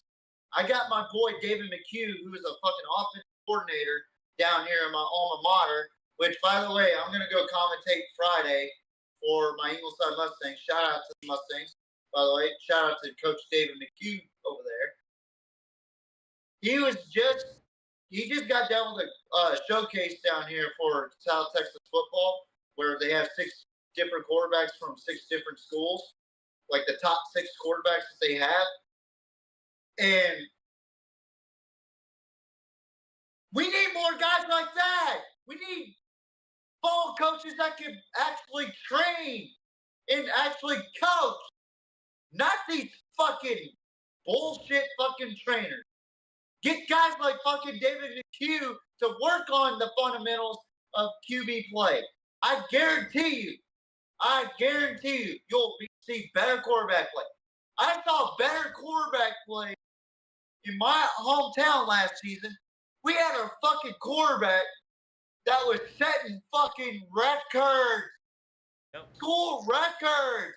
We had, in my day when I played, we had a guy that broke the fucking state record in passing touchdown.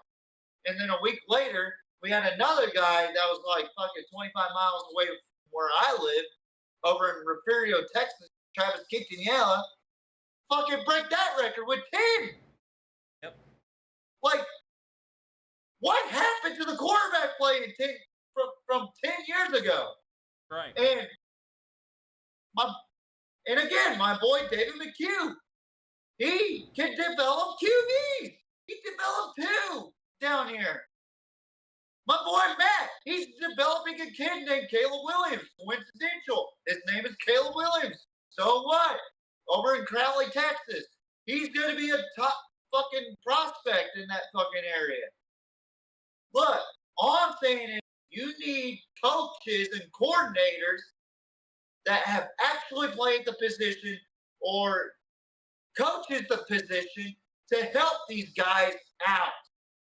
Not these fucking quarterback gurus. I don't even know who the fuck these guys are that are training these fucking college kids or pros. Yeah. When I saw that fucking Jameis Winston fucking drill a couple of years back, I fucking slapped my head and go, why? What does this help with? What does it do? Yeah. I love Jameis. I do. I think he's a great guy. I think he's a mediocre quarterback, but goddamn, what does that drill do for you as a quarterback? I blame the fucking trainers and the 7-on-7 guys that do not actually coach the game. Yep. I know guys that coach 7-on-7 that actually do coach the game, that are in the process of being a coach. I'm talking about the dads out there or the fucking wannabe coaches that want to go into 7-on-7 and actually fucking teach the wrong shit to these quarterbacks. That's all I'm saying. Yeah, And you're absolutely right. Yeah. yeah, so I'm glad I was able to give those guys a shout out, by the way. They fucking deserve it. They do. My boy David is going to get a fucking head coaching job. I swear to God. He's going to get a fucking head coaching job. Him and fucking his brother Matt, they're both twins. They're going to get head coaching jobs.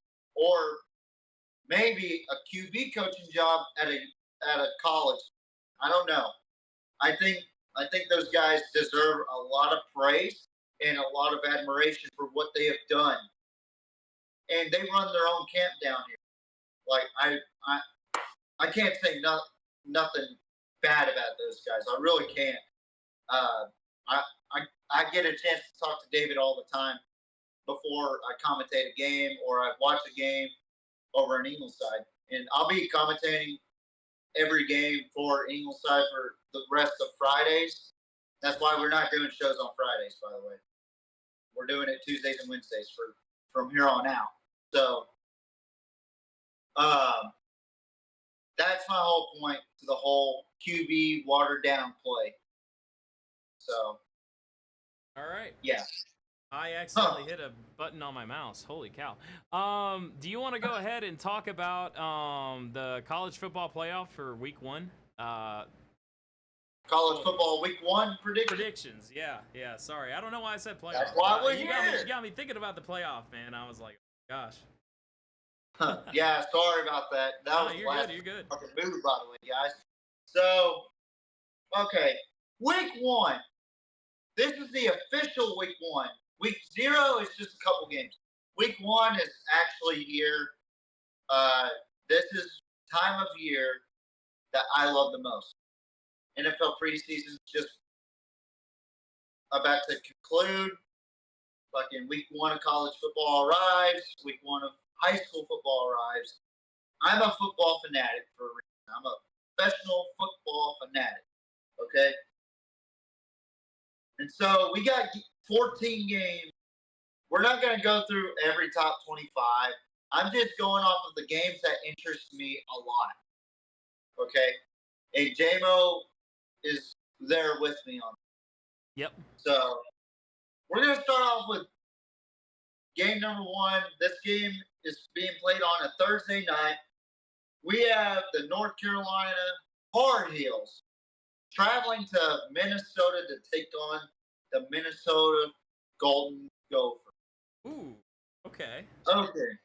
So Drake May is gone, but you still have a lot of good talent within that offense for North Carolina. Minnesota's got a tough defense.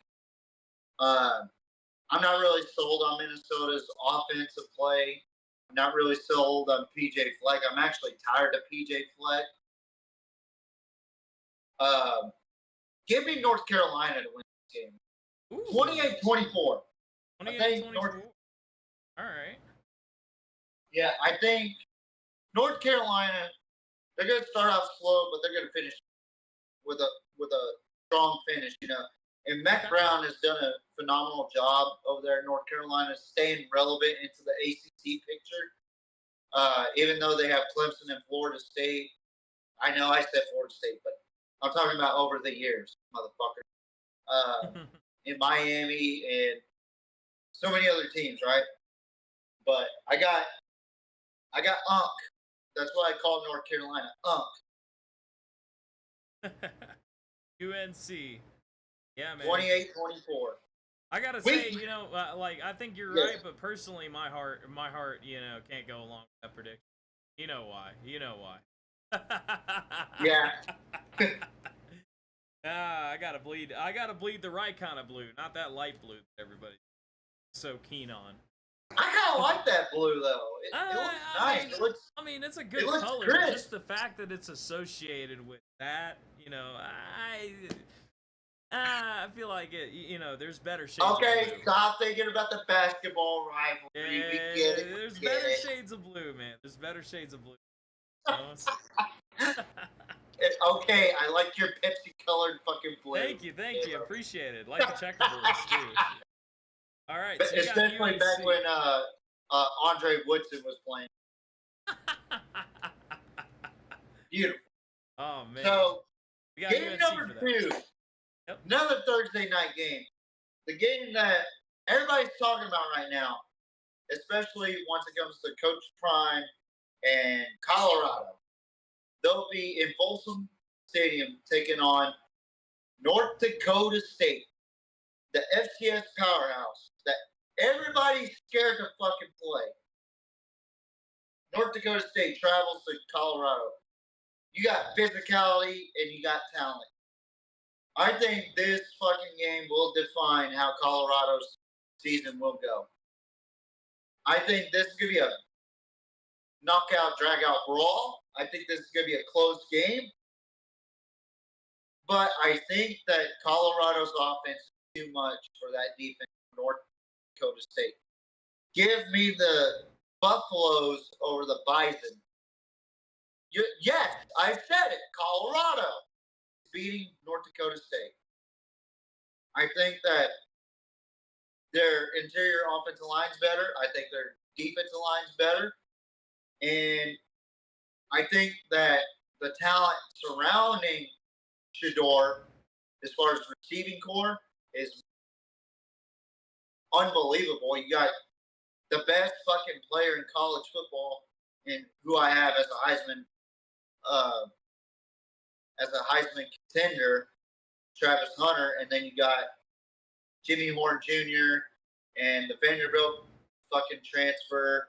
You got a lot of Will Shepard. You got a lot of fucking guys for Shedeur this season. But in order to fucking win this game, you got to minimize the sacks. You got to minimize the negative plays. And there's got to be more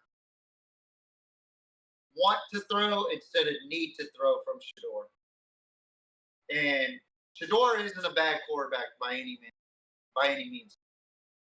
But he's got a lot of room to improve, okay?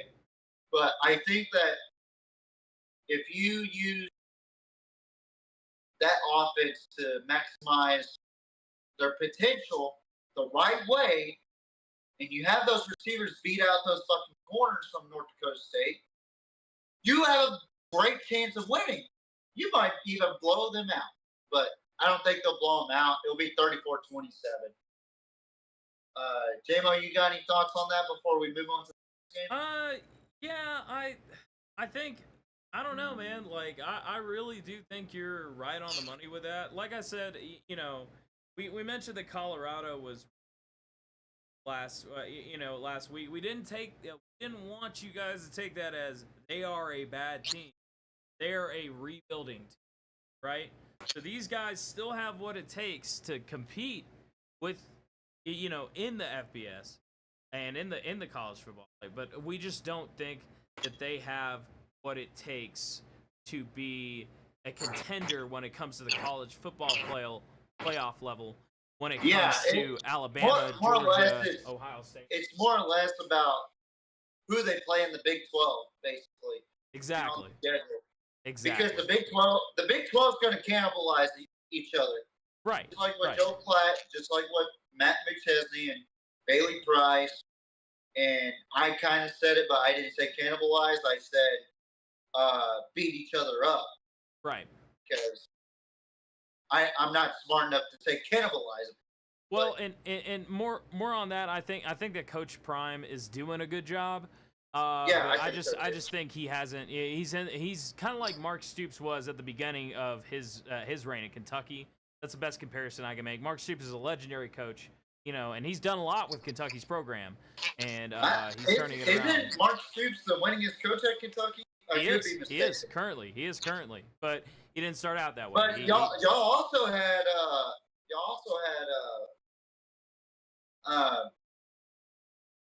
several years ago, y'all had when Eric Couch played for y'all. Yep. I can't think of his name for some reason, but he had Mike Leach as the offensive coordinator. Oh, yep, before yep, went to- he did. I forget what his name was. Fuck me, it's gonna drive me nuts. But guess who was sitting at the top during that time period, and this is why we never had a chance. Good old Saban and those good old Alabama boys, man. Always sitting at the top, and LSU. Also Tennessee during that time because Yep, they also had Tennessee. Peyton Manning, Yep, Steve Martin. exactly. I know I'm gonna get a lot of smoke from the Tennessee fans for saying what I did earlier, but I don't care. Yeah, but it's facts what we're talking about. But Oh yeah. that's a really good comparison, by the way, man. Like, Thank you. I appreciate that. the only difference I see is that Dion S. Swag and Mark Stoops. Well, he's fucking Mark Stoops. Yeah, So, yeah. He's a Stoops brother. yeah. So, game number 3. This is our first Friday night game. It's a group of 5 matchup. It's between the Coastal Carolina Chanticleers. Love that name. Love to say it. It's like a really good. Gives really you a good good feeling. to say. Gives you a good It's feeling. good feeling to say. Like, instead of Roosters or Gamecocks, Chanticleers. That is fucking. Nope. Do you know the meaning of Chanticleers? I just want to ask you. No, I don't. It means it's a fancy rooster. Oh, okay. So that's just So a fancy. It's just a fancy No, it's a cock fancy- bowl. Fancy cock So it's a bowl. fancy cock. It's a Yeah, fancy it's a cock. fancy. Yeah, we've had our fair share of like our run-ins with the cock bowl here. So, man, I'm still super hyped about. I was so hyped about that game. I'm sad we didn't get to cover it. It's all I good. know. We need to make a T-shirt out of it when they play Yes, next we time. do. That probably Yes, won't we happen do. until we're fucking dead. But The cock bowl anniversary. well, you know what? I tell you what. The Chanticleers, the fancy cocks, are going to face off in Jack State. The Gamecocks of Jack State, by the way. Ooh, okay. So this This is just a Friday. fancy cock bowl then. The fancy cock bowl, baby. Fancy We're cock bowl. back! So, I love this group of 5 matchup. Both really good teams. One of them, and we had a Jack State fan last season in my preseason prediction say, "Y'all are underestimating Jack State," and I said, "You may be right," and he was right. I underestimated Jack State. That's Oh yeah. They're a good team. Trust They're a good me. team.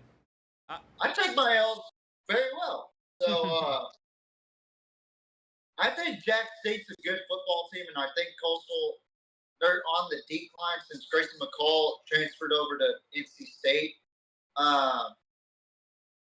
But I do think that Coastal is going to be a tough team to beat.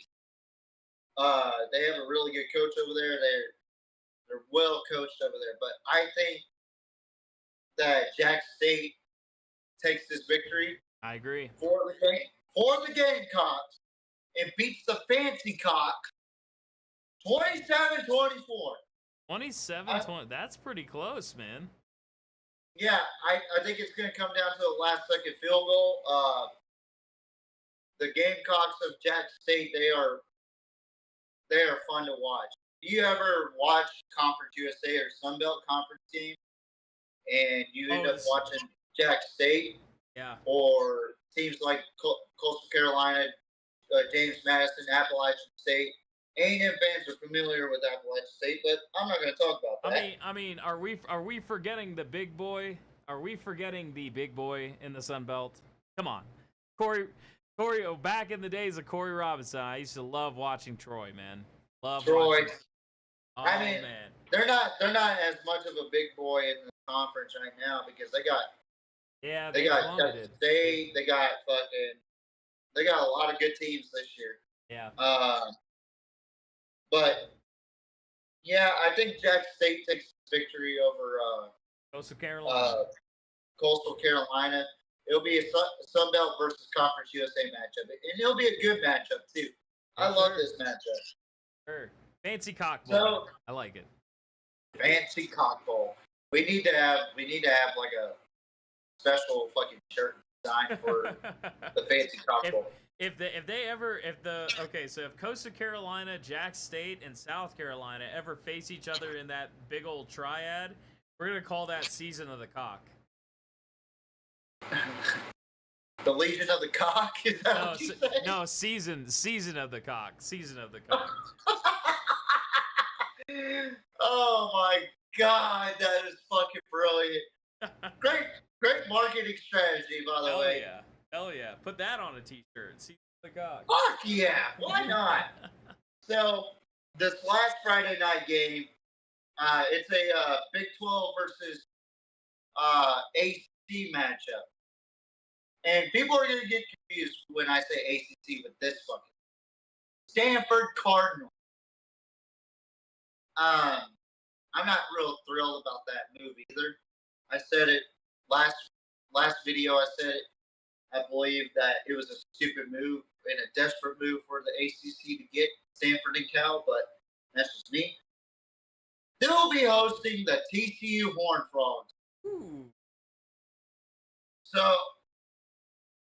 I think TCU is going to be much improved this season, but I don't think they're going to be a Big 12 championship contender. I think there'll be a Big 12 spoiler. Yep. Like spoil it for teams that are trying to get Big 12 championship or college football playoff, but they'll play spoiler and there'll be a bowl contender. Yep. I'll just say that. But they travel to Stanford. Stanford is one of those teams that's really good academically, but shit on the field. There's no more Christian McCaffreys or Andrew Luck that can save them. I'm sorry. It is what it is. And also, Emmitt Smith's son transferred over to fucking A&M. So, I'm going to give the TCU Horned Frogs this win 34-20. Ooh. I'm going to chime in on that one. I honestly think you're giving Stanford way too much credit. I think so too. I think it's going to be a blowout. I think it's going to be more. I think it's going to be 42-7. God damn! Yeah. Holy shit! I mean, the TCU Horned Frogs have always been a contender. They are the team to beat their conference, but I just don't see Stanford with any talent here. I really don't. I think it's going to be a blowout. If it's not 42-7, it's going to be 42-0. I honestly, I don't think Stanford has a shot. I think that was a little too harsh for Stanford. I mean, tell me I'm wrong. I think here's my thing. I think you're giving a little bit too harsh of credit for Stanford, and I think you're giving way too much credit for TCU. I could be. I may be wrong on that, but I love that. I love that. Yeah, dude. That's why we're here, man. Yeah. We're here to not only talk about it, but debate it a little bit. Well, and it makes things interesting. It makes things interesting. Yeah. Awesome. So, next game we're going to talk about is Game of the Week for me. I don't know about you, Jamo, but it's Game of the Week for me. All right. This will be the Aflac Kickoff Classic. Okay. And it'll be bright and early Saturday afternoon. It'll be number 14 Clemson taking on number 1 Georgia. Ooh. Now, I said Clemson was going to be the ACC champion. And I said that Georgia and Texas would be battling each other till the playoffs. Yep. Like I could see Georgia losing the DKR and winning the SEC championship, or vice versa, winning in DKR and then losing in the SEC championship and then meeting up with Texas deep in the playoff, or in the national championships. I think this is going to be a very good 3 quarters. Yep. What I mean by that is it's going to be physical. It's going to be brutal. And what I mean by brutal is we're going to see a lot of hard hits. We're going to see a lot of physicality being shown. This is what a good football game is going to look like. But I think Georgia is going to run away with it 35-24. I just think Georgia has way too much more physicality. than Clemson, and they have a really good run balance offense and a really good run. Yeah. That Clemson is going to have some fits, troubles. They don't have Will Shipley anymore, but they have Cade Klubnik, who can throw the pass, who I think is going to be underrated this season. Yep. As watered down this fucking college football scene has been, he's going to be underrated. Yeah. But give me Carson Beck and the Georgia Bulldogs, who I think is going to be a Heisman contender as well. I gotta say, I think it's gonna be. I think. You think it's going to be closer? I think it's gonna be closer. I really do. Yeah. I think I don't what blame you for happens. thinking. I'm gonna make a specific call here. Yeah. I think Cade Klubnik and the Clemson Tigers prove they are dangerous in the air. But I think it ends in a heartbreaker because Cade Klubnik throws an interception and the dub goes to Georgia 35-28. I think that's how it ends. I think that's how it happens. I really think it'll be that close. I think, and I'm going to be honest, and that's another team we didn't see. Correct me if I'm wrong. That's another team we didn't see in the college football playoff. That's another team that we didn't see in the On3 edition of the college football playoff that we completely forgot about. It's like, where the hell is Clemson? You know, because I really do think they're going to be in the championship. I really do, and I think it's a very good chance it'll end up being Clemson and Georgia, and we see them again in the championship. But I think this is going to be the matchup that sets the standard, and I think Cade Klubnik gets his heart broken. I think it ends it with an interception, 35-28. I think that's how it ends. I'm calling it now.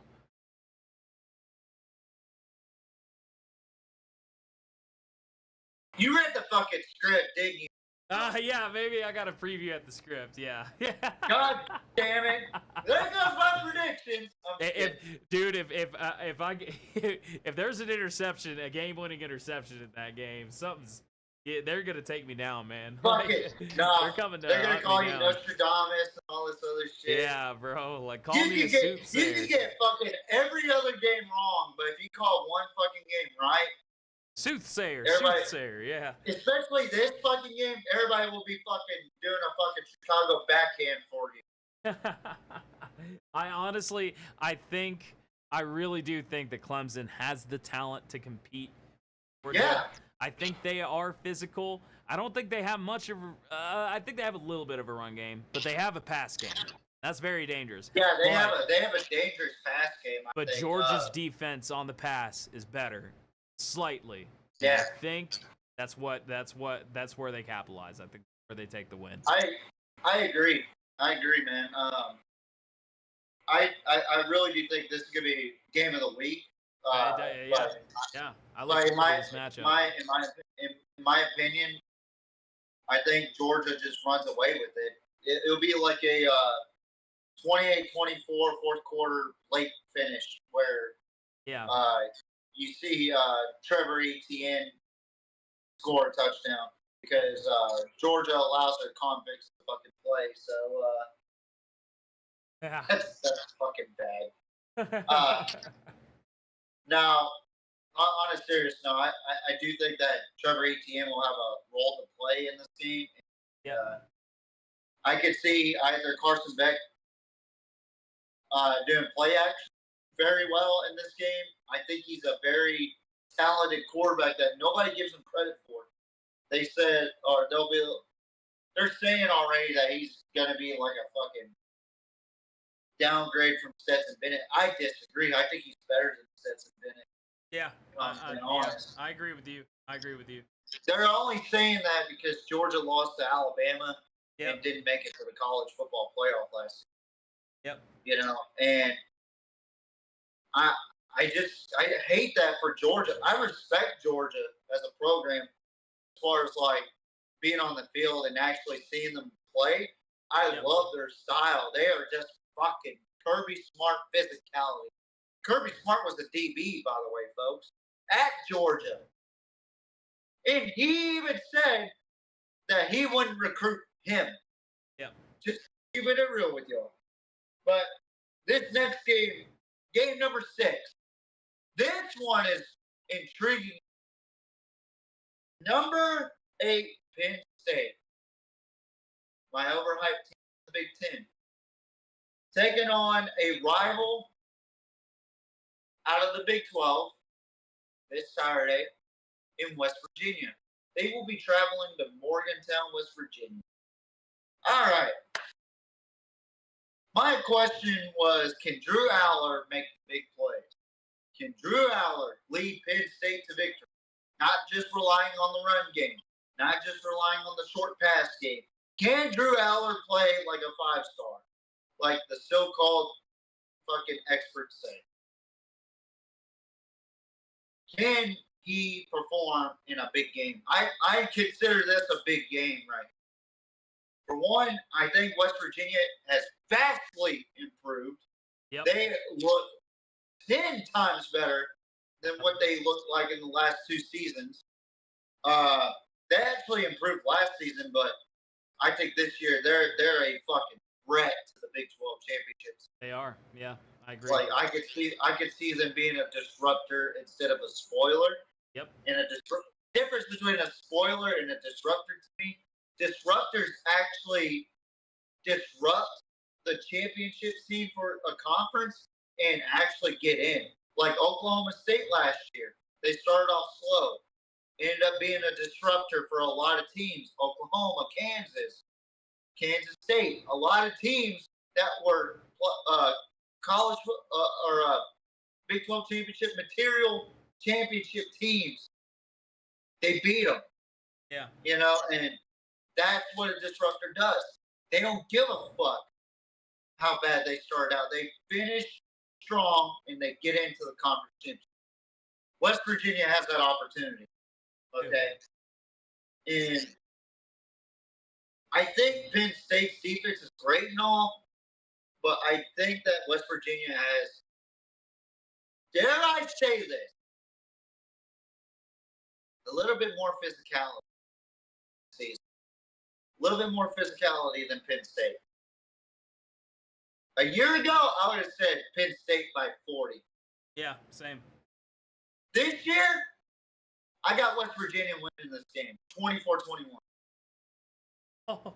I think Morgantown, USA is going to go bananas. They are going to fucking drive Drew Aller crazy. I think he's going to have a terrible game, in my opinion. I think he's going to make a lot of mistakes. I see 2 to 3 interceptions. I see fumbleitis on the Penn State side. I think West Virginia is going to take advantage of it and win by 3. I think 24-21 is a very appropriate score. I think West Virginia takes it and wins. You want to know my thoughts? Go ahead. That's why you're here, bro. I really think Penn State is way too overhyped for this gave them. I really do. I think they lose this one 28-0. Holy shit! What? I think West Virginia has shown that much improvement, and I think that they get dethroned as the number 4 team. They don't even have a spot top 25, in my opinion. I think we see Penn State's true colors, just like we saw Florida State's true colors last weekend. I think West Virginia throws everything they got at him and says, hey, we deserve a spot in the top 25. And honestly, I think it's their time to shine. I think if there's any opportunity right now to prove that they belong in the top 25, I think it's now for West Virginia, and they understand that. They realize it. They have the speed. They have the power. They have both the offensive and defensive lethality to get Penn State off the charts.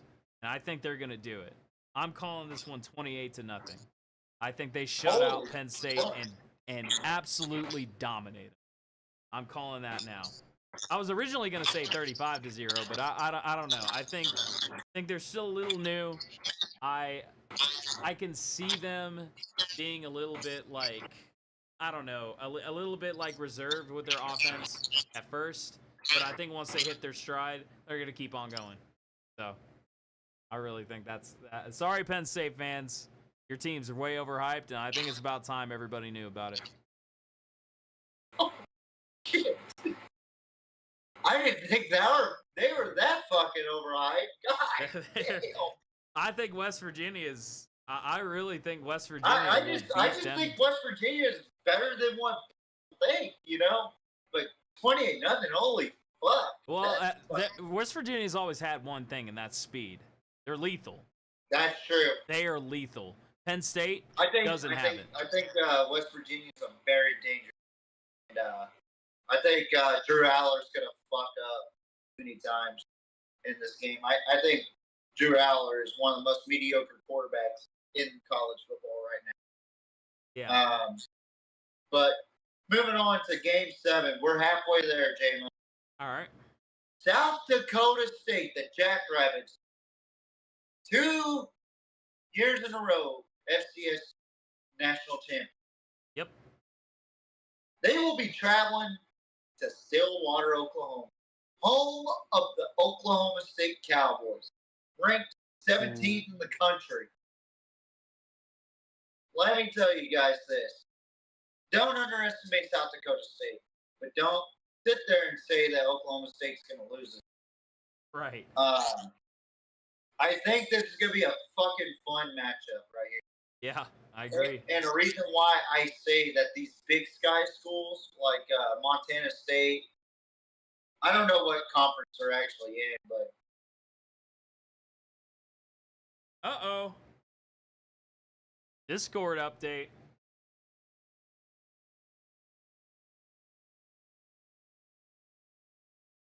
those fucking schools in the FCS level, they There we go. they're strong. They are fucking tough to beat. That's why you see like 5 or 6 of them in the playoff. They're essentially the SEC of the FCS, right? So, and South Dakota State has beaten teams in the Big 12 before. North Dakota State done the same shit. But I think, genuinely saying this, I think Oklahoma State has a high-powered offense. Even though I think 7-year vet fucking Alan Bowman, fucking old man bastard, has played enough fucking games, in my opinion. But they have a guy named Ollie Gordon, who is a fucking Heisman contender this year. Yeah. Give me Oklahoma State 38-27. I think that South Dakota State's going to have a lot of trouble stopping the run, even though they're a very physical defense. And Oklahoma State is going to overpower that fucking offensive power with South Dakota State. But hear me out. I would not be surprised if South Dakota State established the run and they stopped Ollie Gordon and they actually took care of business in Stillwater. Stillwater's a tough place to fucking play. But they're not the first small school to beat Oklahoma State in Stillwater and got away with it. Central Michigan, several years ago, had an unbelievable last-minute play or last-second play and won the game.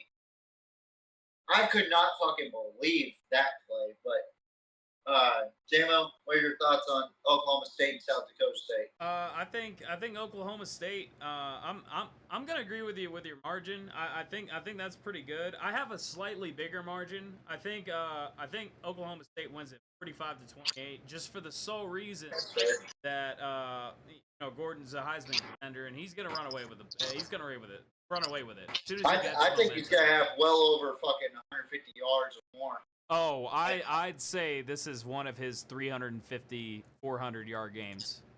I think. God damn! I think Fuck! he's going to show out. He's going to see this as an opportunity to show out. And I think I'm going to give South Dakota State some credit. They're a very good team. They're very good defensively. I mean, like you said, reigning FCS champions. They're a very good team. They're hard to stop. But I ultimately think OSU, we know them as the giant killers, and I think they're not going to sit here and they're not going to take shit from South Dakota State. I'm sorry. Yeah. 45-28, that's my prediction. I think they score a little bit, but I think OSU runs away with it. So. Yeah, I can agree with that. I think Oklahoma State's offense is too much, but yeah. Moving on to Saturday, or still Saturday. This is a rivalry in the Sunshine State. Number 19, Miami Hurricanes take on the Florida Gators at the Swamp. So, listen, this is a weird rivalry. I like the Florida State rivalry. I like the Florida State Miami rivalry. But these two as rivals doesn't add up. I don't know what it is. Like, it never really clicked that this is like a major rivalry in Florida. Yeah. Like, I don't understand why I think that way, but I just don't see it. I see it like fucking Baylor and Texas. Yeah. You know what I mean? Yep. Like, I'm not saying it's that fucking bad as far as like a series record. I honestly can't remember what the series record is for Miami and Florida. I think Florida owns Miami.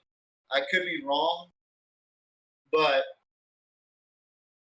you got fucking Billy Napier as the head coach at Florida. Florida is on a downhill slope. They're probably at the worst state in their programs fucking ever. Since Urban Meyer left Florida, it's been nothing but fucking shambles. They did a disservice to fucking Dan Mullen, who I think would have built Florida back to where it was. But now that you have Billy Napier there, it is a travesty to the Florida Gators. And I really hope that Florida really picks it up from a college football fan perspective. I really do hope that they pick it up. Because if they don't pick it up, they're going to end up like fucking, goddamn, I don't even know, fucking USC, fucking. Yeah.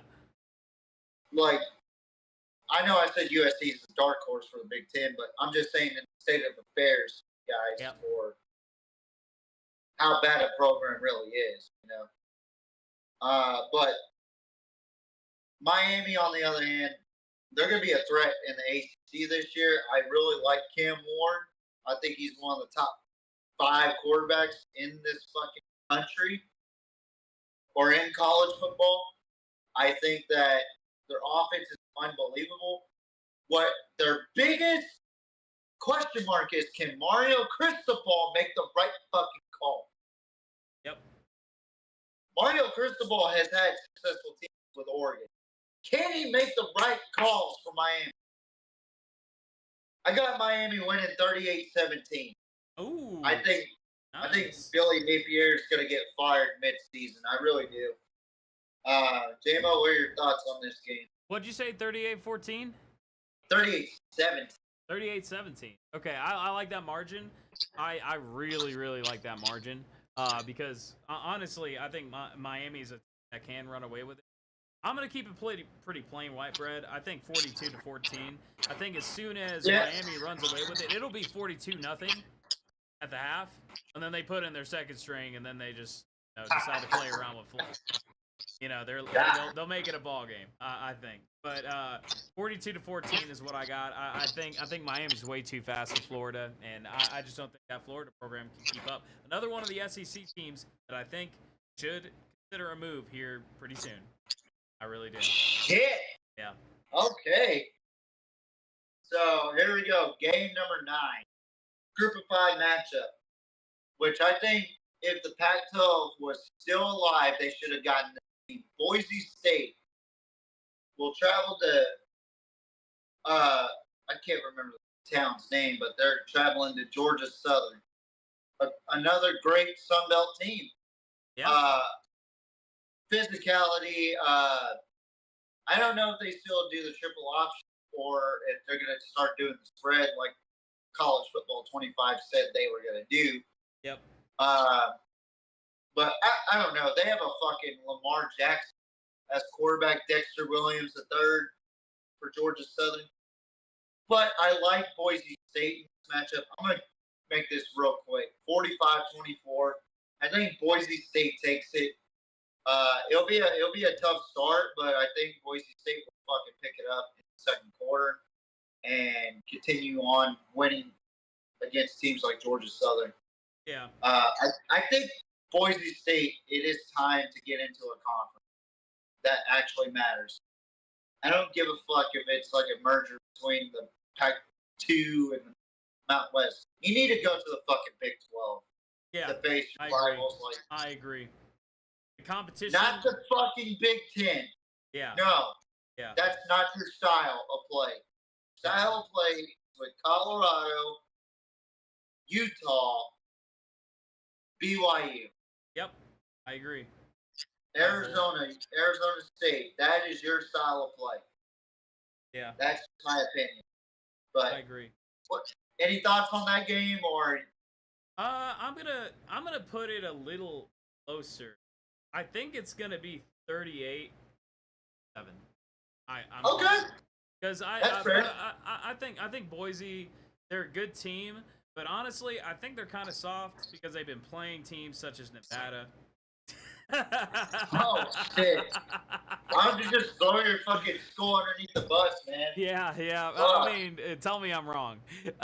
I really think Boise has been softened by the Here's Mountain how West. here's how it's gonna go down. They're gonna take the counselor's office, and they're gonna be like, "I know we're fucking bad, but guess what? You're fucking expelled." Hey, Nah. tell me I'm wrong. Go ahead and tell me I'm wrong, and I'll walk out myself. You're not that wrong. loss to Trust me on SMU that. proved a lot, and You know it proved better that than we are. you know me better than anybody here on this show that I say when people are and I vocally. You know that. Yeah. But yeah, I agree with you. Boise State, they play softer teams. I just think that a move to the Big 12 would help their fucking recruiting. It would help do their too. fucking team. So that's just my take on that move. Yep. But game number 10, we're almost there, Jamo. Oh yeah. UNLV. This team is very intriguing. Speaking of Nevada. University of Nevada, Las Vegas Rebels will travel to Houston, Big Bad Houston, to take on the Cougars, who are fighting legal battles to get fucking Houston Oilers uniforms, which I don't understand why that's a problem. Like, NFL needs to fucking stop and let these fucking colleges go with the tradition. That is their style. Okay? It's not Tennessee style. It is Houston, the town of, or the city of Houston's fucking culture. They have a high school with those same fucking colors. Vince Young went there. But this season, I think Houston is going to start off on the right foot. I think they're going to win this game 31-20. Even though I think UNLV is a great football team in the Mountain West, I just think Houston is going to be slightly better, but they're going to be still on the bottom of the barrel for the Big 12. But I think Houston wins this one. What was it? Pretty close matchup, 31-20. 31-20? Is that what you said? Yeah. All right. Yeah. I've had the privilege of getting to see UNLV over the years beat our ass. And by beat our ass, I mean royally beat our ass, because the UNLV UNR rivalry. Go with the upset. Huh? Go with the upset. Yeah. But you know what? Even though they're our rivals, I'm going to give some mad respect to UNLV. Las Vegas fans, 21-17, UNLV. Wow. I'll give it to you. I'll give it to you. I think the Rebels come out on top. They've been doing shout really out good. to Vegas, by the way. Maybe we could get some more fucking subscribers. Hey, Put man. us on the fucking sphere. I want to be on the sphere. That would be fucking great. Dude, I'm gonna be honest. Hey, if you can get me into that game, Yeah, if you could get me into the UNR UNLV game, I'll give you some more wins. But now, in all seriousness, I think UNLV's been doing really good in the offseason. I've heard some talks that they made some really good moves. Yeah. I think they win 21-17. And I don't know. It'd be a nice first W of the season. So It would be. I mean, I was kind of conflicted about this game, but I think Houston's still a relatively young team, but I think they could match up well with. Yep. But that's my take. Now, Game 11 is a very interesting game. But why am I even talking about this one? Number 7, Notre Dame. Uh-oh. The Fighting Irish. College game day is going to be here. Yep. We're not here, but up north. Yep. They'll be taking on number 20, Texas A&M. Oh shoot! Your boys over Yeah. at Right and High are gonna be eager to see that one. Yeah. Are you gonna? I already talked to Cantu about this earlier, and he kind of agrees with me. And I told him the real about A&M that the problem is that they lack talent in some spots, but Notre Dame. What do I have to say about Fighting Irish? Marcus Freeman, I like Marcus Freeman, but Notre Dame just keep fucking just being a disappointment to me. They're on the same level as Penn State, in my opinion. Yeah. They really are. They're not the same fucking Notre Dame that everybody fucking hated or that everybody fucking feared playing. I'm sorry. They're not the fucking same. We weren't alive when Notre Dame was at that level. And fireworks just happened behind me for some reason. Discord, man. Discord, man. What the fuck just happened? First I get fucking bubble thumbs up or bubble thumbs up or whatever. And now I get fucking fireworks? God damn, Discord? Ladies and gentlemen, if you work over at Discord, please fix this. Hey, maybe we could use that to our advantage. What the fuck, man? And it had to be on Notre Dame and A&M. What the fuck is happening?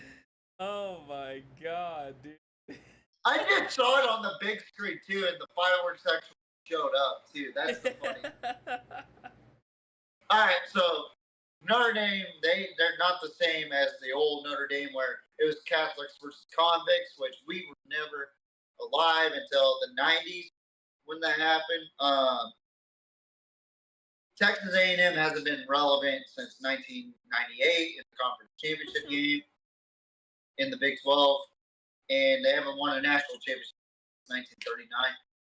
They lack in areas that they need, like the receiving core. I think that they lost a really good talent in Evan Stewart. I think that A&M, they're gonna be a tough team. I'm just gonna keep it real. I'm a Longhorn. I know I'm supposed to fucking hate them. I don't fucking hate A&M. I'm just gonna keep it real. I pity them. Okay? That might be worse. Yeah, it is actually worse because I pity the fact that they act like that. We're their biggest rival, or they're our biggest rivals. When in all actuality, it's Oklahoma. Yeah.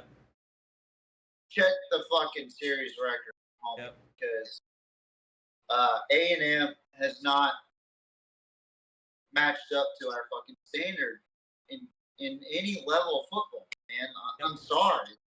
It's the truth. It's the fucking truth. And A&M fans seem to find that hard to believe. Well, we got the number 1 recruiting class in 2022. What happened? Yeah. Y'all went 5-7. And where are they at now? Transfer portal, jail. They're not there. So, most of them anyway. I'm not saying all of them fucking jerk offs, but anyway. I think this is going to be a really tough game for Notre Dame. I agree. Specifically because of Kyle Field. Yep. How fucking this was where I was like, this is where A&M is gonna give a lot of help to a lot of people. Yep. To my boy Cantu over there for Right Night Sports. Shout out to him. Yep. This is where A&M is gonna have like a big advantage. Their fucking stadium. I've been to Kyle Field. It is fucking loud. Yep. Okay. And I was there whenever Johnny Manziel and A&M lost to Auburn, and that Auburn team lost to Jameis Winston and Florida State in the national championship. Okay. I genuinely think that Kyle Field is a specific advantage that A&M has this season. And the Cadets, oh my God, I can't believe I'm about to say this right now, but I think A&M is going to curb stomp fucking Notre Dame.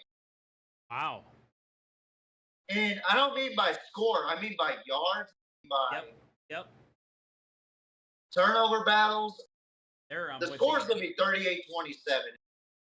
I think it's going to be a close score, but I think when you look at the trenches, when you look at the film, not the score, the stats, the film, A&M is going to bully Notre Dame. Yeah, I agree. I genuinely think that's going to happen. Yeah. They have great offense. They have great defense. They got a guy named Connor Wigman who I think is going to be very talented for A&M. I think A&M is in a good spot right now, but they're not quite there where they could say that they're going to beat Texas or they're going to be competitive in the SEC championship. They haven't been. Right. They never we have talked been. about that. Except We for talked the about that. Manziel years. Yeah. Except for the Manziel years. Or the 1 year that Manziel was unbelievable. But, yeah, give me A&M beating Notre Dame 38-27. I genuinely will say this. I think Notre Dame needs to get into a conference. Yeah. Because you're not getting the right amount of recruits. Even though they have Brian Urlacher's, they have Brian Urlacher's son and Jerome Bettis' son, which is good for them. Yep. But you need to get in a fucking conference. I agree. In football. I am so sick and tired of the fucking football side being egotistical, whereas Notre Dame's in the ACC in every other sport except for football. Why aren't you in the fucking ACC? Except for that one fucking year where y'all beat Clemson because they had DJU there. Yep.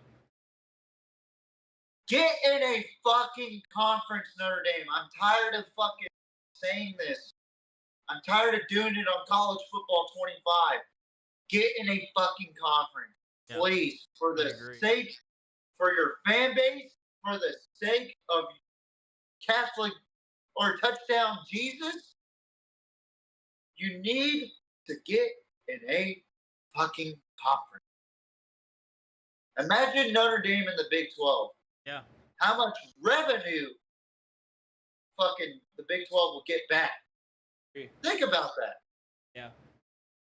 If Notre Dame football went to fucking the Big 12 and all the other sports went with Notre Dame, holy fuck, we'd see more revenue for the Big 12 than we've seen quite some time. Because predominantly for the last decade, it was dominated by Oklahoma. Yeah. And Texas and other sports. But in football, Oklahoma. Yep. I'm going to just keep it real. Yep. But I got A&M beating Notre Dame. Next game, or did you want to say something about that game? I did. I did. I want to say, and this is for you, Cantu. I agree with TJ. I really do. But I have it a little. And so I have it 24-20. I think, and I'm giving this to you because I think you guys are pretty much like on, but I think you guys are slightly stronger for one your conference. A lower to mid-tier team, the SEC, is going to be a high-tier team to everybody else. Why? Because you played the best of the best. You played with Georgia. You played with Alabama. This year, you're about to play with the big boys, Texas and you're about to do it as you have been doing the past couple of years. Notre Dame is not in a conference. They are not tested. They are not tried, and they are not. They're not battle tested like no, fucking they're not. Not like A&M A&M. or Not like A&M. Texas or Oklahoma or Alabama. And it's kind of like, yeah. And if you really want to take a deep dive, Texas doesn't play FCS schools. Yeah. We don't. No. We play group of fives, but we play like Wyoming, UTSA. Those are tough group of five. Yes, okay? they are.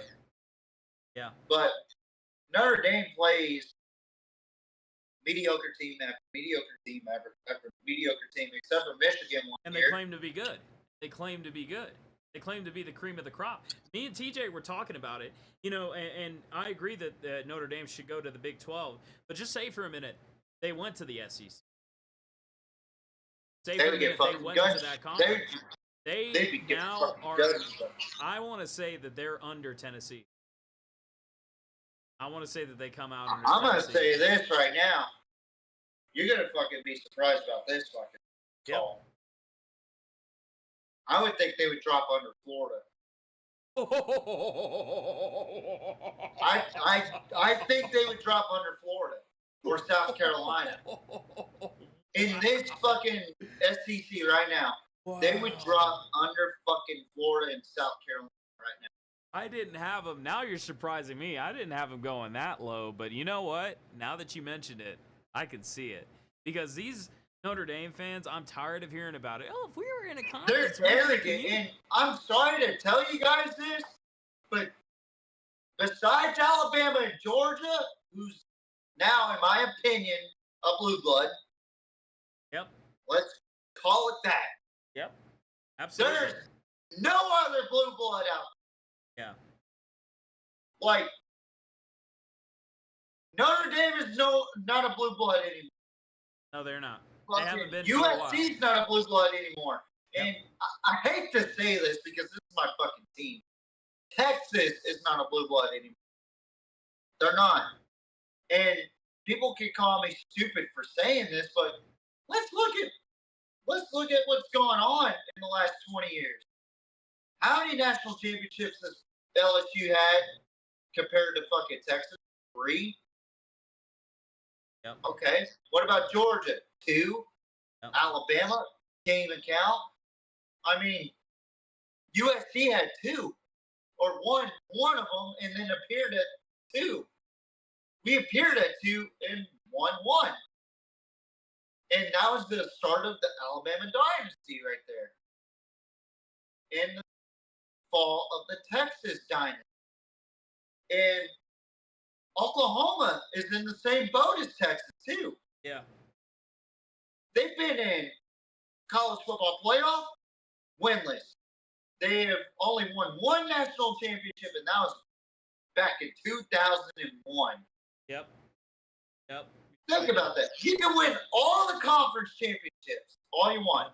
But national championship scheme, Oklahoma's in the same boat as Texas.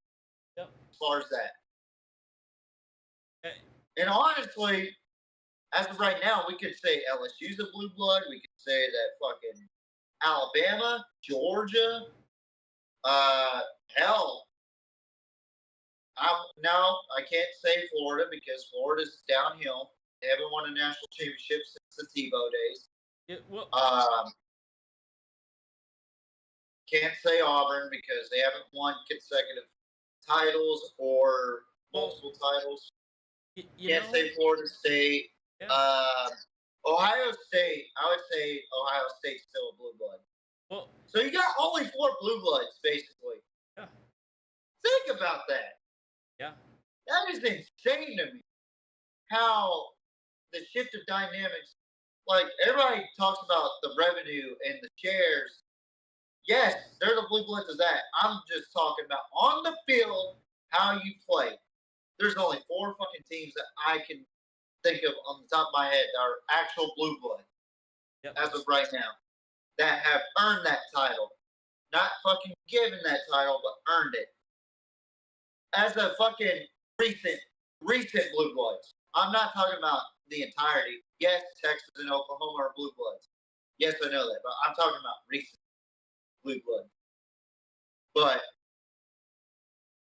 let's talk about this game right here. Wyoming travels to Arizona State to take on the fucking Sun Devils in Tempe, Arizona. Pat Tillman, baby. I love Pat Tillman's play, but he's not with us anymore. God rest his soul.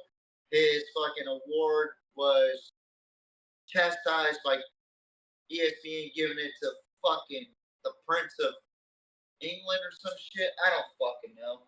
But we're not here to talk about that. We're here to talk about this game. I think this game's going to be pretty good. But I really do think Arizona State's going to be a little bit better this season. I don't know if they'll be like 7-5. I think they'll go to like a 6-6, 5-7 type of record. Wyoming's always a tough group of 5 to prepare for.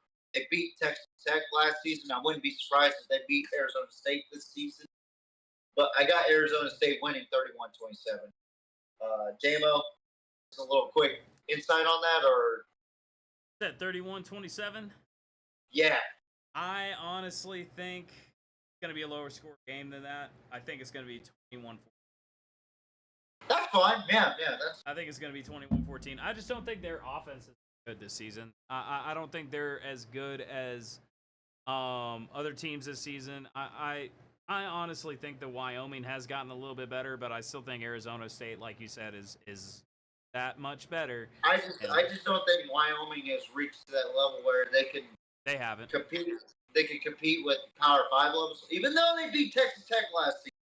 Yep. But that was a week 2 game, if I'm not mistaken. Or no, week 1 game. That was a week 1 game.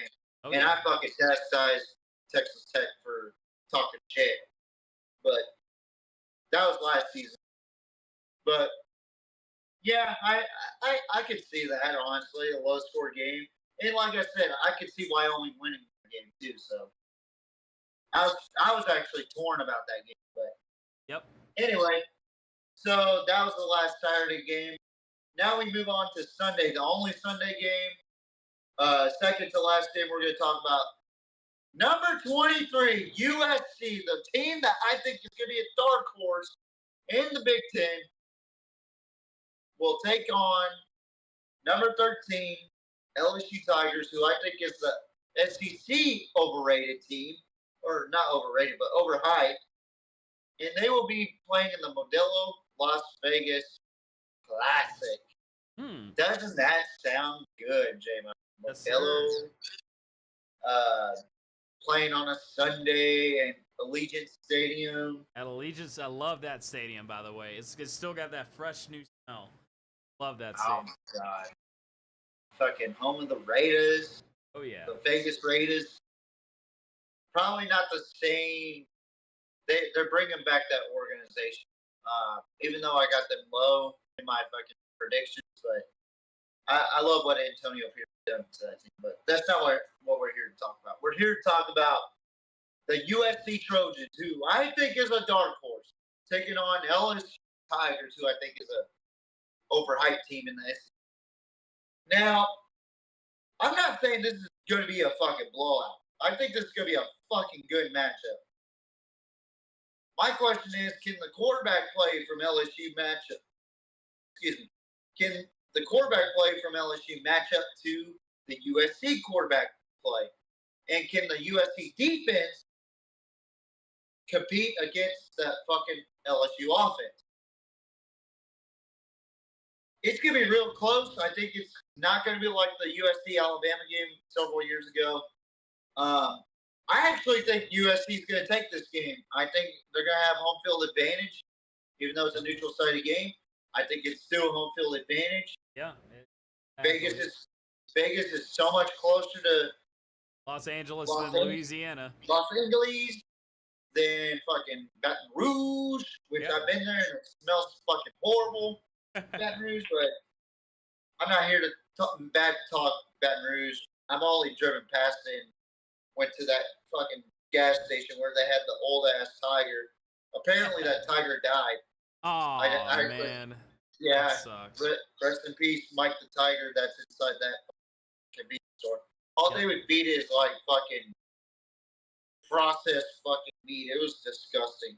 But yeah, 35-31. I think Dylan Moss gets the job done, but it's gonna be a tough battle.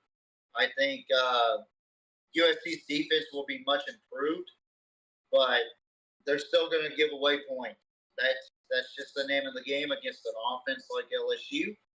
And I don't know if Nussberger can fucking get the job done for LSU. I really don't think so, especially in a game against USC. Jamo, your thoughts on that? Well, I think, what score did you have, TJ, if you don't mind? 35-31. I think it's going to be a close game. Ooh, that's very close to what I had. Okay, so I think USC has a slightly better offense than LSU's defense.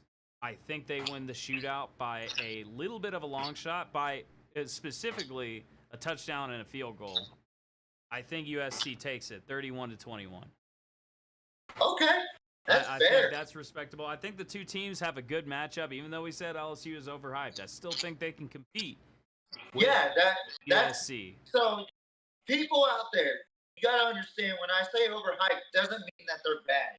Yep. I just think that they are just fucking overly talked about and overly fucking discussed about being in the playoff or being a conference champion. That is it. Yep. It has nothing to do with how bad the fucking team is. Trust me. If I wanted to go overrated, I could fucking. Ooh, I could fucking go there. but not with LSU. But you said 31-21, right? 31-21. Yes, sir. I think Okay. I like I said, I think USC's offense is just that much better, but I think LSU's still gonna put some. I don't think they'll get shut out. Yeah, I think the run. I think what LSU needs to do is establish a run game. Yep. Against and USC. that's where I think the USC will stop them. I think their Yeah. run game. They're not gonna. I think their interior front line will get that job done. To be honest, I think LSU's pass is going to be so predictable that I think that difference is going to be made through an interception. I think a pick six is going to happen, and either a pick six or a pick for a field goal. That's why I picked the score, 31-20. So that's a very good fucking assessment right there. But all right, so we're done with Sunday, right? This is our last game that we're gonna be talking. An ACC matchup between a team that last season they were kind of iffy. You know, they were just like, yeah, you know, Boston College Eagles. They will be traveling to number 10 Florida State. I don't know why the fuck they are still number 10, but fuck it, right? And they play in Tallahassee, so this will be a difference maker for Florida State.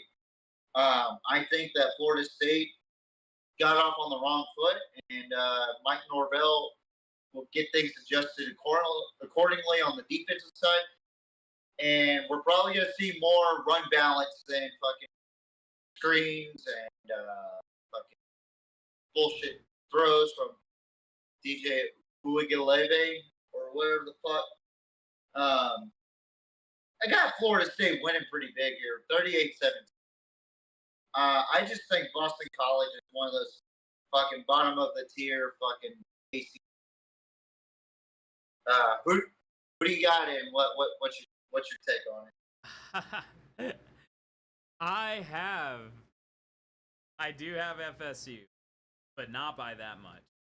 Not by that much. Yeah, at all. I figured. I think Boston College loses 31-20. 31-28. Holy shit. So you think Florida State is actually overrated? Bad. Basically. I think they're bad. I think they're bad, and I think it's time the world. I don't think. Sorry, you Florida State fans out there. Your team was good. They're not good anymore. I'm sorry. I don't think they deserve to be number 10 in the rankings. I don't think they deserve the ranking that they were given. And this is not one of those overhyped teams that I say, oh, we're not bashing your team. I am bashing your team. They're bad, and it's time the world knew about it. Sorry, Florida State fans. I think your team will get shown up by Boston College, a mid-level team. That's where Florida State should be. Level. I don't think you have the offense. I don't think you have the defense. I don't think you can compete. I think that Boston College shows up, vengeance in their heart, because they know where your weak spots are. And I think you win this one fairly. Wow. It looks I'm like ruthless. you're about to have I'm backlash ruthless. for Kirk Street. I'm ruthless, man. I'm going to put it to you like it is. Like, Florida, God damn, I mean, bro. that last game versus Fucking- Georgia Tech, man, that Yeah. revealed so much about what needs to happen at Florida State, and that's a whole round fix-up that happened. And here's the thing, like, Mike Norvell isn't the fucking problem. Yeah, I'm just gonna say that right now. Mike Yep. Norvell is not the problem. It's the fucking interior. It's the lineman. It's Yep. the trench work. It's the fucking quarterback at play. It's not the fucking. when the whole offense plays like, I'm sorry to interrupt, but when the whole offense plays like they don't give a damn, kind of makes it hard to win games, don't you think? Yeah, Because they play I like don't they know, don't give like- a damn. They play like they don't care. They're like, they I really saw did so- play like fucking. you know, Fuck it, we're in Dublin, Ireland. We'll get fucking pints of fucking Guinness and yeah, dance they around cared, like a they bunch cared of more fucking about their schoolgirls. location. That's than why the we game. showed the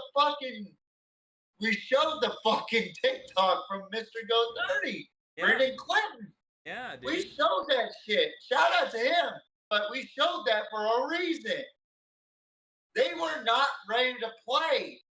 And I said that I wouldn't be surprised if Georgia Tech would beat Florida State because of the fact that I don't think Florida State is the same Florida State as last season, by the way.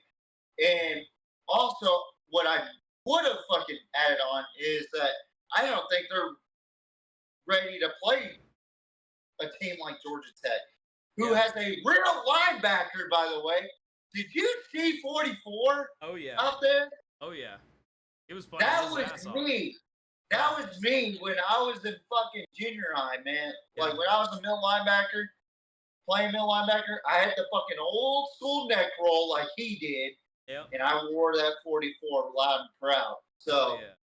Yeah, I fucking love that kid. man. Like 8 fucking tackles. 8 or probably 10. I don't know.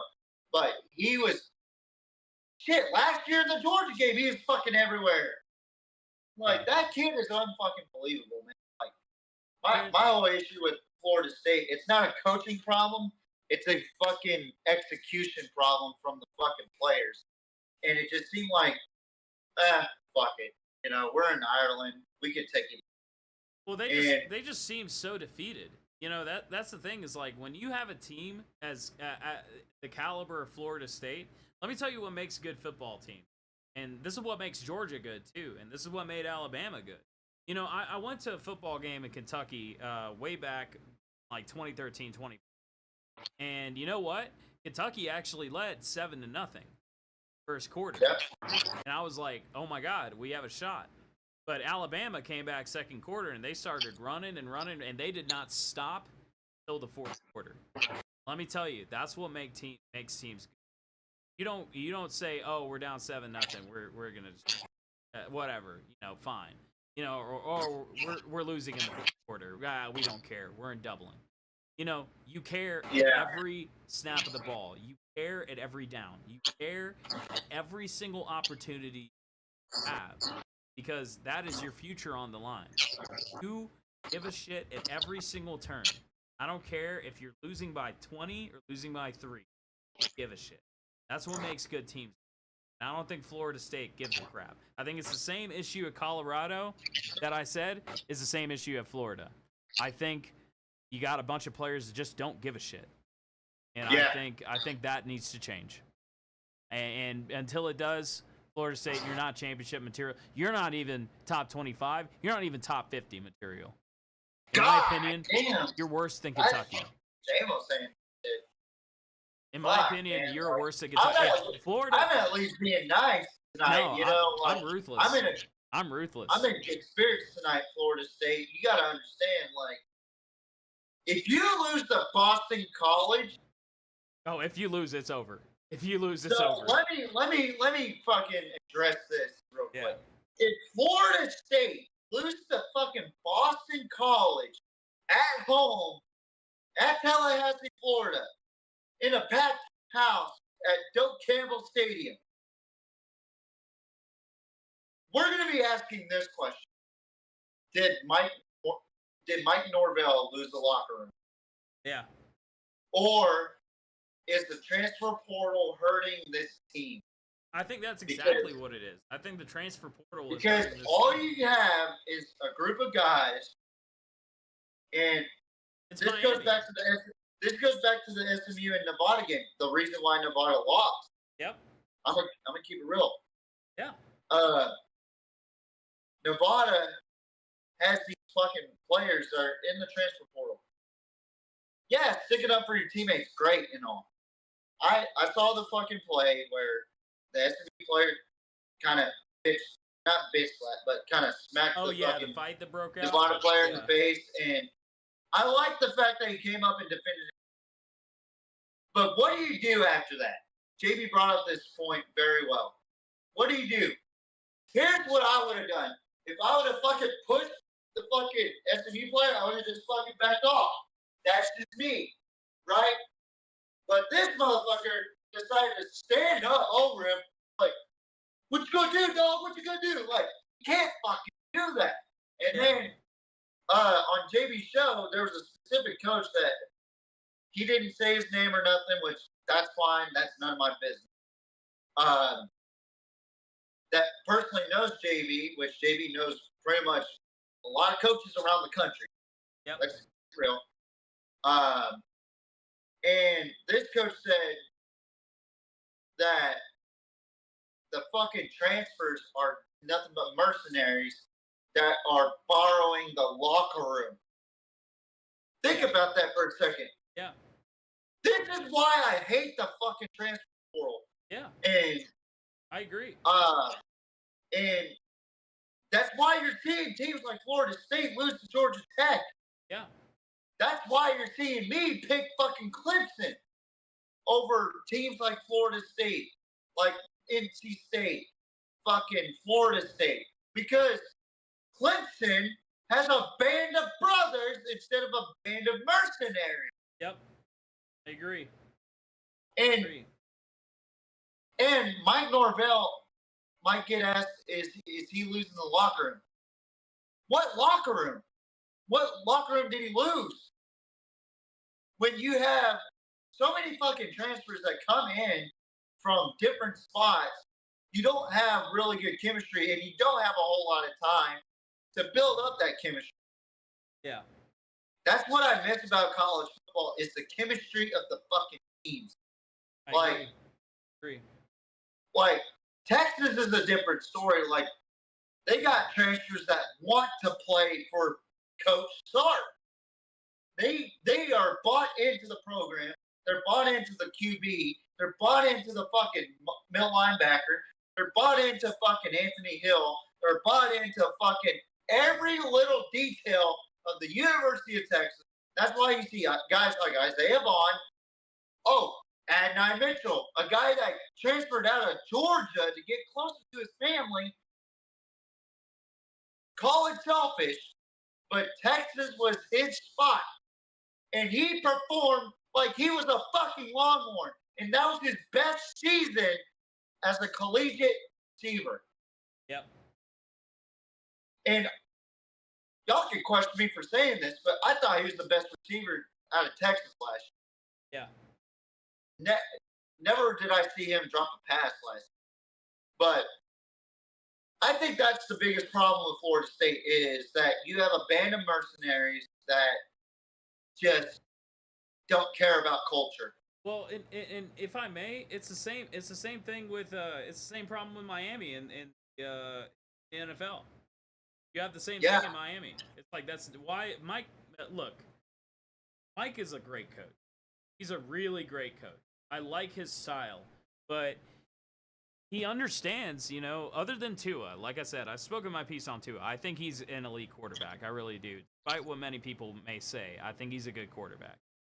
But the rest of the guys, Tyreek Hill included, I really don't think they have what it takes. They're just a band of guys that have zero chemistry, you know, other than save for two defensive players that I'll remain nameless at.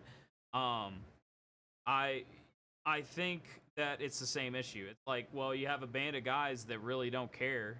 You know, they care, but they don't. It's like nobody's gonna expect them to win. Yeah. Like and you know, versus Kansas City, they gave up. They absolutely gave up, 100%.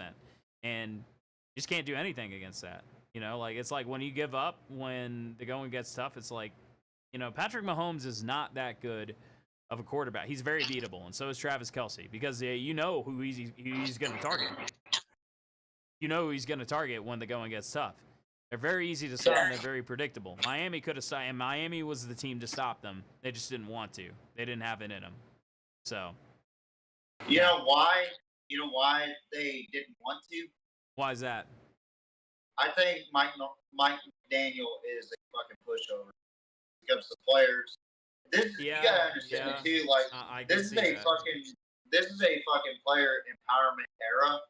That's why you're seeing guys like CeeDee Lamb get the bag 2 weeks after fucking Jerry Jones said, we're not talking about negotiations basically, and pushing that aside, and then 2 weeks later paying $136 million and fucking $100 million guaranteed with a $38 million fucking bonus to CeeDee Lamb. Like, that's the shit that I get so aggravated about. Like, you're allowing these fucking players in the NFL who really, like CeeDee Lamb, for example. I love CeeDee Lamb as a receiver. I think he's great. But when the going gets tough and the fucking NFC, or not the NFC, but the NFL wild card last season when the Cowboys got embarrassed by the fucking Green Bay Packers at home, you saw a lot of drop passes. Yeah. You saw a lot of misreads by fucking Dak Prescott. Yep. That's why I would, if I was the fucking GM, I would have pushed fucking CeeDee Lamb's contract until the end of the season to make him earn it. Yep. To make him earn it. And same thing with Dak. If Dak underperforms, guess what I would say? Here's the deal. You fucking dropped down since our last fucking contract negotiation.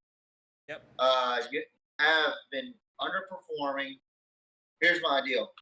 You either take a pay cut so that way we can win a Super Bowl like Tom Brady and Patrick Mahomes and so many others before you have done. Yep. Even though Patrick Mahomes was drafted after Dak Prescott, but that's not the point. The point is, you either take the fucking pay cut, or we're releasing. Yeah. I'm tired of dealing with you, Dak. Yep. It's either you want to win or you don't want to win. You either want to play well against shitty teams or look mediocre as fuck. You know, and people consider you a top 10 quarterback. And I genuinely think that this is the make it or break it year for Dak Prescott for the Cowboys. It's been that way for the last several years. Yeah. But Jerry Jones is so sympathetic to guys like Dak Prescott, to guys like CeeDee Lamb, and probably to guys like Micah Parsons. Yep. Why? I don't know. It's a fucking business. Do what you need to do to be successful. Same thing with college football. It is now a fucking business. Yep. Now that you got players being paid, that the transfer portal is a fucking thing. I am like tired of seeing coaches getting pushed around, like, Yep. and I think JB said it best. And I know people are tired of me talking about Coach JB, but he speaks a lot of fucking truth. So hear me out. He said that college coaches are in fucking jail right now. Think about that. Yep. In jail. Like, they're restricted to do things. Like, a player could go fucking transfer from one place to another, right? But a coach has to fucking stay put. Yeah. How come players aren't getting contracts when they get recruited? How come players aren't getting proper contracts to prepare for the league? Because the league's going to be fucking brutal and cutthroat. Right. Like, you could be a second-round draft pick and get cut in 3 years or 2 years. Oh, yeah. Hell, fucking Chris Ballard just cut the 4th, 5th, and 6th, or 4th, 6th, and 7th round draft picks today. Like, this draft class, 4th, 6th, and 7th round picks. That's how fucking cutthroat this fucking business is, bro. Oh, yeah. And a lot of people take that for granted, and it looks like the NCAA is taking it for granted. Yep. That's just my opinion as a professional fan looking from the outside looking in. And I listen to a lot of people like JB and Matt McChesney and all these different guys, and they say the same shit. And I'm going to say the same shit because I, for one, listen to them, and I listen to different opinions, and I have my own opinion because I'm a thinker. And it's just frustrating to see coaches that are appeasing to the players. Now, it's okay to be cool with the players. Don't get me wrong. It's cool to be fine, or it's fine to be cool with the fucking players. But you got to know, can't be best friends. That's where the fine line is right there. And there's too many buddy coach and player fucking interaction. Like, I can't stress that enough. And same thing with the owners.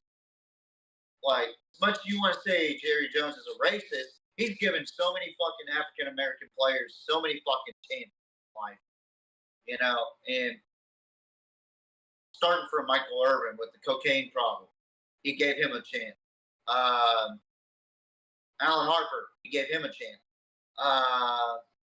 So many fucking guys, you know. I can't name them off the top of my head right now because we're about to cut through with our last announcement, which is a fucking big announcement here in a minute. But it's imperative that we realize that coaches are now being pushovers in college. It's gonna, I think it's already happening in high school because I've seen some fucking. I'm just gonna say this right now. I wouldn't say this on the gridiron because I don't talk bad about kids or coaches once it comes to high school, but I've seen some of the worst fucking behavior that I had ever seen in high school. I've seen shit talking in my day. But when there are fights, when there are fucking refs pulling fucking kids' fucking helmets off,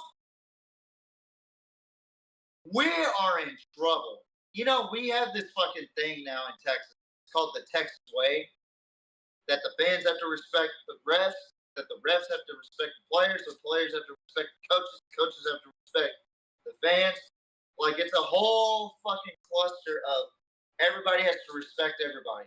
Why? Because fucking idiots in the crowd shout fucking profanities towards those kids, which those kids don't deserve it.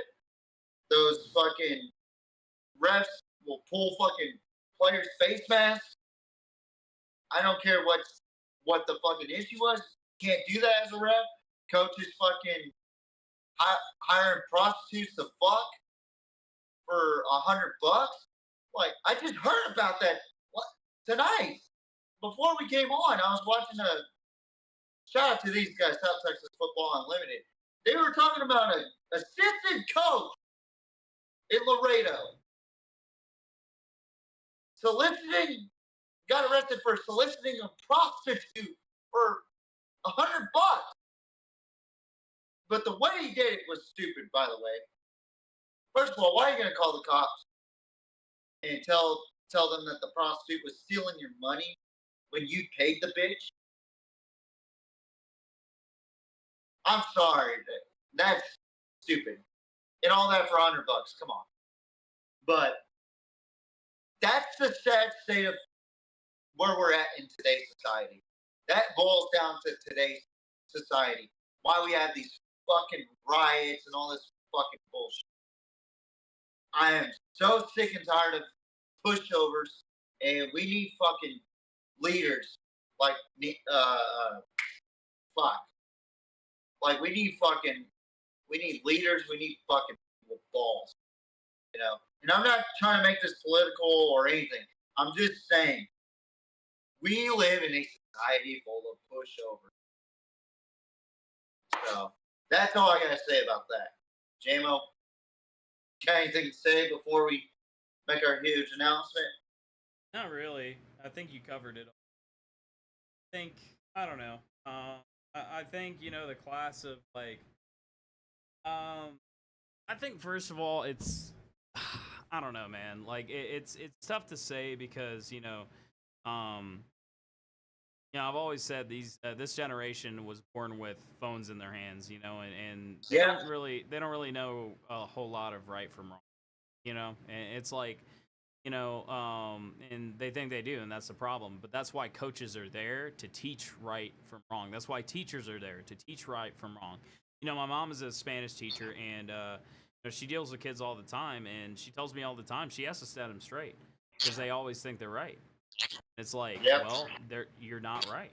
You are not right. And the problem lies with the parents that are teaching their kids that, like yelling at a teacher is right, or like having your phone out in class is like right.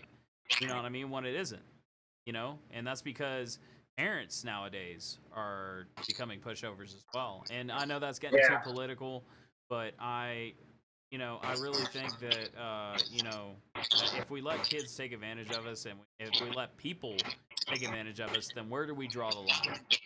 And I think a line has to be drawn somewhere, and not only with coaching, but in mentoring roles where it's like, okay, I'm just going to tell you straight out, this is wrong, and like you need to do something about it. If you're going to play on my team, you need to abide by the rules. If you're going to be a part of something that I am in charge of, you need to abide by these laws, by these rules. It's just the way that humanity is and has been for a long time. That's all I really have to say about that. Yeah, I think Sark does a good job of that too. Like, just kicking the turds out and just keeping the fucking good ones. And that's why you saw Texas have a great progression in the last 3 years, and we finally have something good for us as far as the Longhorn fans. And there's no fucking real doubt in my mind with Texas this year. Like, that's something good, and I wish programs would replicate that. Like Florida State, Georgia's a fucking great football program, but they have lack of discipline. Like 24 arrests in the last year is fucking insane, man. Yeah. Insane. Like 24 arrests at Georgia is fucking nuts. I cannot believe that. Yeah. And it's all, and a lot of it has to do with traffic laws violations with DUIs. Like, I don't know, man. It's just one of those things that we got to talk about and address. That it is absolutely hurting not only not only the team, not only the sport, not only the fucking sports in general, but it's hurting society because you see more and more young, dumb kids out there who have no idea what to do with this money. They buy Lamborghinis, do street races in highways, almost kill fucking families, or wars, kill fucking families, and ruin their lives. Not just their lives, but the family members' lives, because they don't get to see their loved ones. And that's something that people don't want to talk about. And I can't deal with this shit anymore. Like, if you want to be good on the field, be good as a person. That's all. It's not that fucking. That's it. But that's all we have for today. But one more thing we gotta talk about. Me and Jamo have a really big, exciting fucking guest coming on next Wednesday. Jamo, what's the date again? September 4th, right? Yep, September 4th. Okay, September 4th. I'm not really good with dates once it goes into a new month. So, fuck you if you don't like that. But no, we have a very exciting guest that's going to be coming on. He's the producer for the Coach JB show and with Big Smitty, and also not only the producer of Zero to 60 podcast, but he's also a co-host for the Zero to 60 podcast. Ladies and gentlemen, we're going to get Bailey motherfucking Price on our show. He does his own show on his YouTube. Check it out, Bailey Price Media. And I'm telling you, this fucking guy, I love talking to him from a fan perspective, from a football perspective. Him and I talk a lot.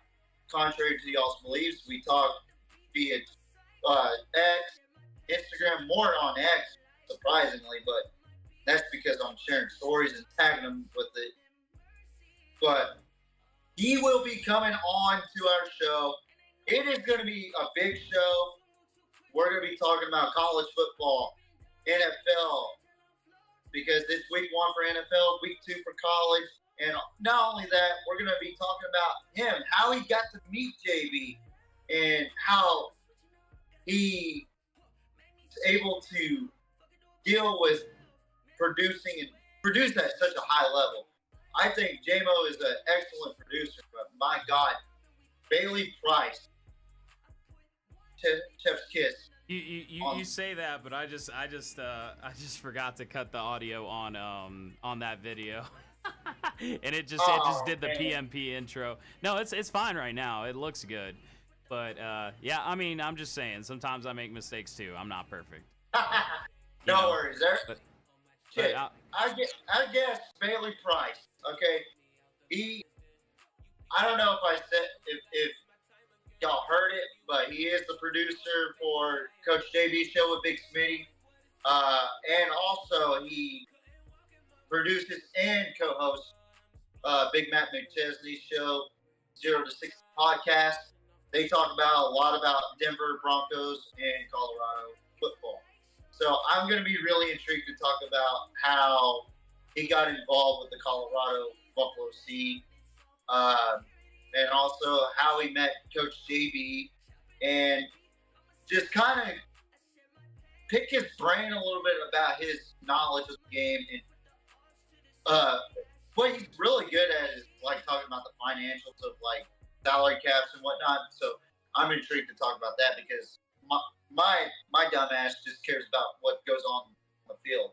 Whereas the important facts are the financial side, which I'm hard-headed about. I really am. I couldn't fucking tell you who's got the best salary cap in the fucking league. I couldn't tell you all that. But Bailey Price coming on to the Pigskin Mafia podcast. It could be a great door opening for the PMP to possibly get other people on like Matt McChesney, Coach JB, Big Smitty, the Ball State legend. You know, I am so excited about this. Jamo, how pumped are you to have Bailey Price come on our show? I'm pretty excited to have him, man. I'm pretty excited to learn from him, you know, see what he has to offer, man. He's gonna have some pretty good takes, so I can't wait to see what he's got. Hell yeah. I am fucking pumped for this. Like, Oh yeah. For those that don't know, me and Jamo have been talking about this for quite some time. When was the last, or how long have we been talking since? Probably since I first, draft, right? Nah, probably since I first joined the channel, actually. Oh, really? God damn. Oh yeah, it's been a while. I have horrible memory then. You're no, fine. like,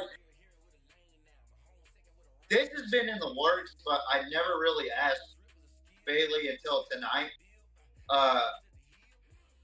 And I've had really good conversations with him, and we had a great conversation about him coming on, and it'd be a 15-minute interview with him first, and then he'll be the guest picker for the PMP. I'm really thrilled to see what's going to happen with this podcast next week, because it is going to be a great show. I am super, super excited. Be sure to tune in next week from either 8 or 8:30 p.m. my time, 6:30 Jamo's time. And if you live on the East Coast, 9:30 on Bailey Price's time zone. And be sure to follow him on Instagram at Bailey Price Media, and also YouTube and Twitter as well. Just a phenomenal young man. He's probably around the same age as me and Jamo. I don't know for sure, but he might be a little bit younger. I don't know, but he has a lot of good takes, a lot of interesting takes. I am super fucking pumped about this. It gives us a chance to open up the door to where we need to be as far as the podcast, and bringing in somebody like Bailey Price is one step closer to that goal, you know. And for guys like me and Jamo, we want more goals and no goals left, you know. So Bailey Price, tune in next week, Wednesday night at 8 p.m. or 8:30 p.m. because I'm never on time. So the PMP's never on time. But to give a quick rundown tonight, it was a brilliant night. It was longer than I thought it would be, Jamo. But we had a lot of good conversations. We put in a lot of input on a lot of things, last minute conversations on a lot of things. And also talking about Bailey Price coming on to the fucking show, which is fucking awesome. I couldn't thank Bailey Price enough for that. He could have said, no, go fuck yourself, but I am super fucking pumped about him coming on and getting to share his insight of actually talking to the man, Coach JB, and Matt McChesney and Darnell Smith, which is fucking incredible. Like, and we had a lot of interesting takes tonight. We had a lot of interesting predictions tonight. Jamo, I'm gonna give you the final word before we get off here. Go ahead, Jamo. Yeah, man. I just think, you know, like when we're doing this, when we're doing predictions and stuff, like I said, it's all for the love of the game. Some of these teams, man, like I really think quality dipped, but I think this college football weekend, this start of the college football weekend, nothing if not interesting. Like, it's going to be very, very revealing to a lot of people, and I'm eager to see how it turns out. I'm eager to see guys have in. Thank you, TJ, for coming, for allowing me to actually co-host and stuff. I'm It's You did sad. you did a damn good job, Thank you, J-Mo. thank you. I appreciate it. You did a great job, man. It's sad to see Yeah. K-Dub go. I Yeah. really had hoped that he was in the that I am now. Because he's been doing this for way longer than I have, and he knows a lot more about football than I have. Again, K-Dub, we wish you luck on whatever you do. We're sorry that you can't be here for whatever reason, but we appreciate you being honest with us, and we appreciate you, being informative with us, letting us know. I'm honored to have this role. I appreciate it, and yeah, I want to thank TJ so much once again for the opportunity. So thank you, man. It's been a blessing. So Yeah. Oh, wait, you want to? Well, we'll wait till next week for the unofficial reveal of the new TJ setup 2.0. I don't want to spoil anything. I don't want to spoil anything. So we'll just this little setup that you see TJ having, it's all gonna change here momentarily. So it will. What you see right now is basically me on Discord on an iPhone. Okay, that is it. I just got my monitor today. I will be having a PC soon. Shout out to Jamo for helping me out with this. Oh yeah. Especially with the insight of what to get, what not to get. It's not only a great thing to have such a great producer, but a great friend. Oh, thank you, man. As long as I've had, I knew instantly when he wanted to do this gig with me and originally K-Dub, but now with just me, I knew instantly that I needed this guy because I was shit at OBS. I'm not gonna lie. You could go back to the old fucking videos. I would just fucking put shitty fucking graphics on there. Hey man, all I gotta say is just look at the 2023 draft special. That's all you need to see. Yes. But then, okay, I want you guys at home really quick. I know I said that was gonna be my last word, but I want you guys at home really quick, and I'm gonna make a TikTok about this too, as well for the channel. I want you guys at home to go watch for like 5 minutes. Go watch the 2023 draft special, and then go watch the 2024 draft special. Even though we were late, watch the quality. I promise you, you won't be disappointed. It is the best draft special that we had on this channel, and it holds its own. This channel has improved exponentially, and I'm when I tell people what I can do graphically, I always show them this channel, the improvement that this channel's made, and it's been a blessing to do.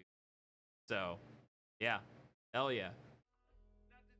Hell yeah.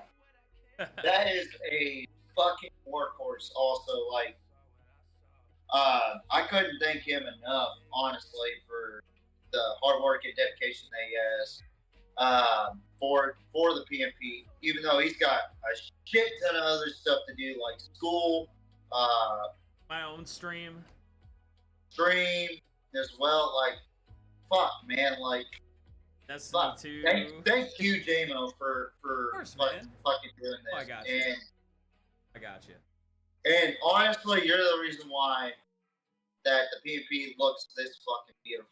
Thank you, man. I'm actually looking at it from my TV. It's fun to watch on TV. I have it on my TV as well.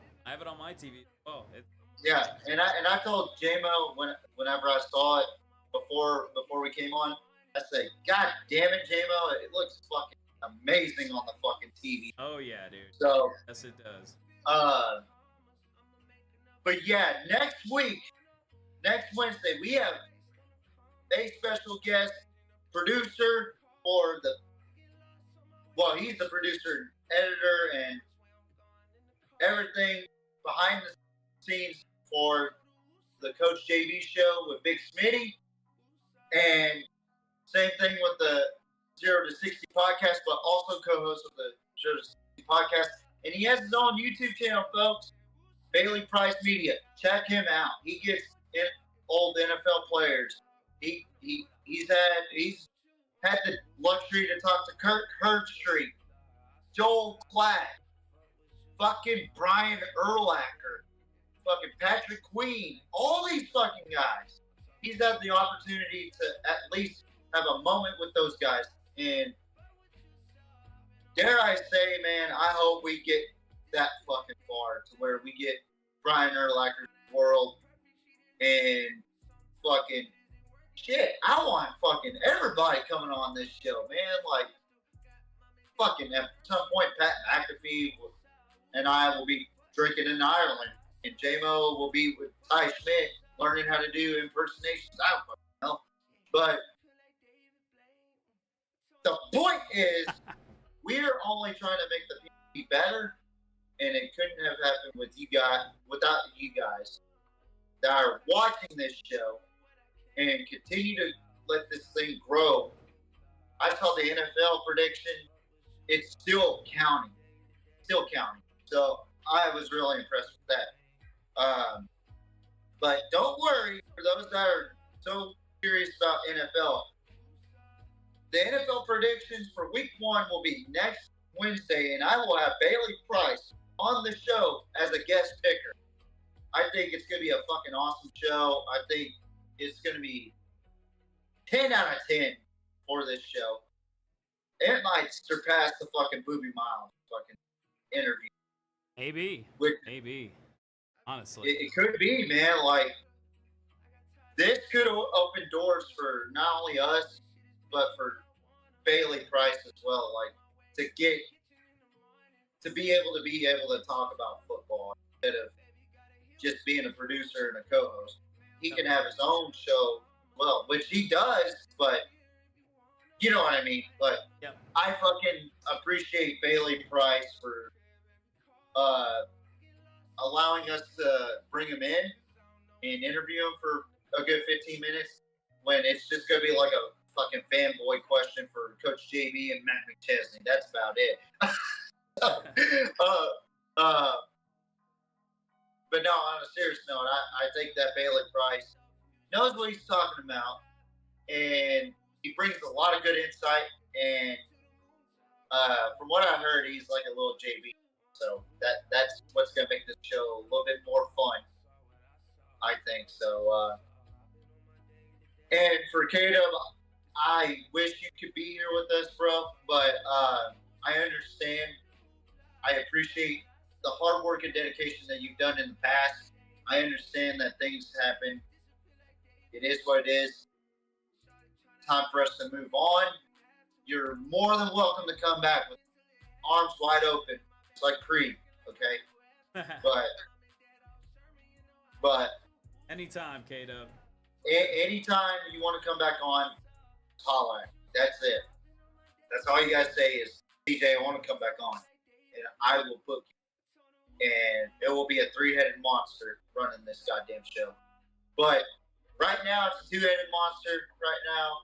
And we're going to be good. Yep. No worries. Fucking, there ain't no dissension between me and K-Dub. I can promise you that. There's nothing but love and admiration for one another. I cannot stress that enough for you guys. So with that being said, here we go. We are the Pigskin Mafia podcast. We are the cream of the crop of college football predictions and NFL predictions and getting fucking guests on here that matter to this fucking sport. We are the PMP. Good night and black good night bang in the show.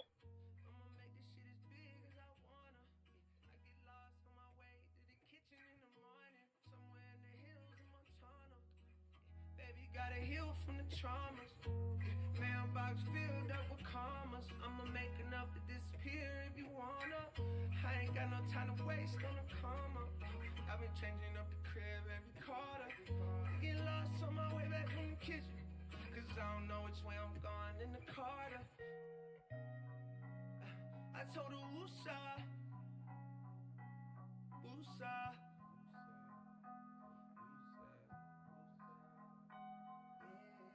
Utah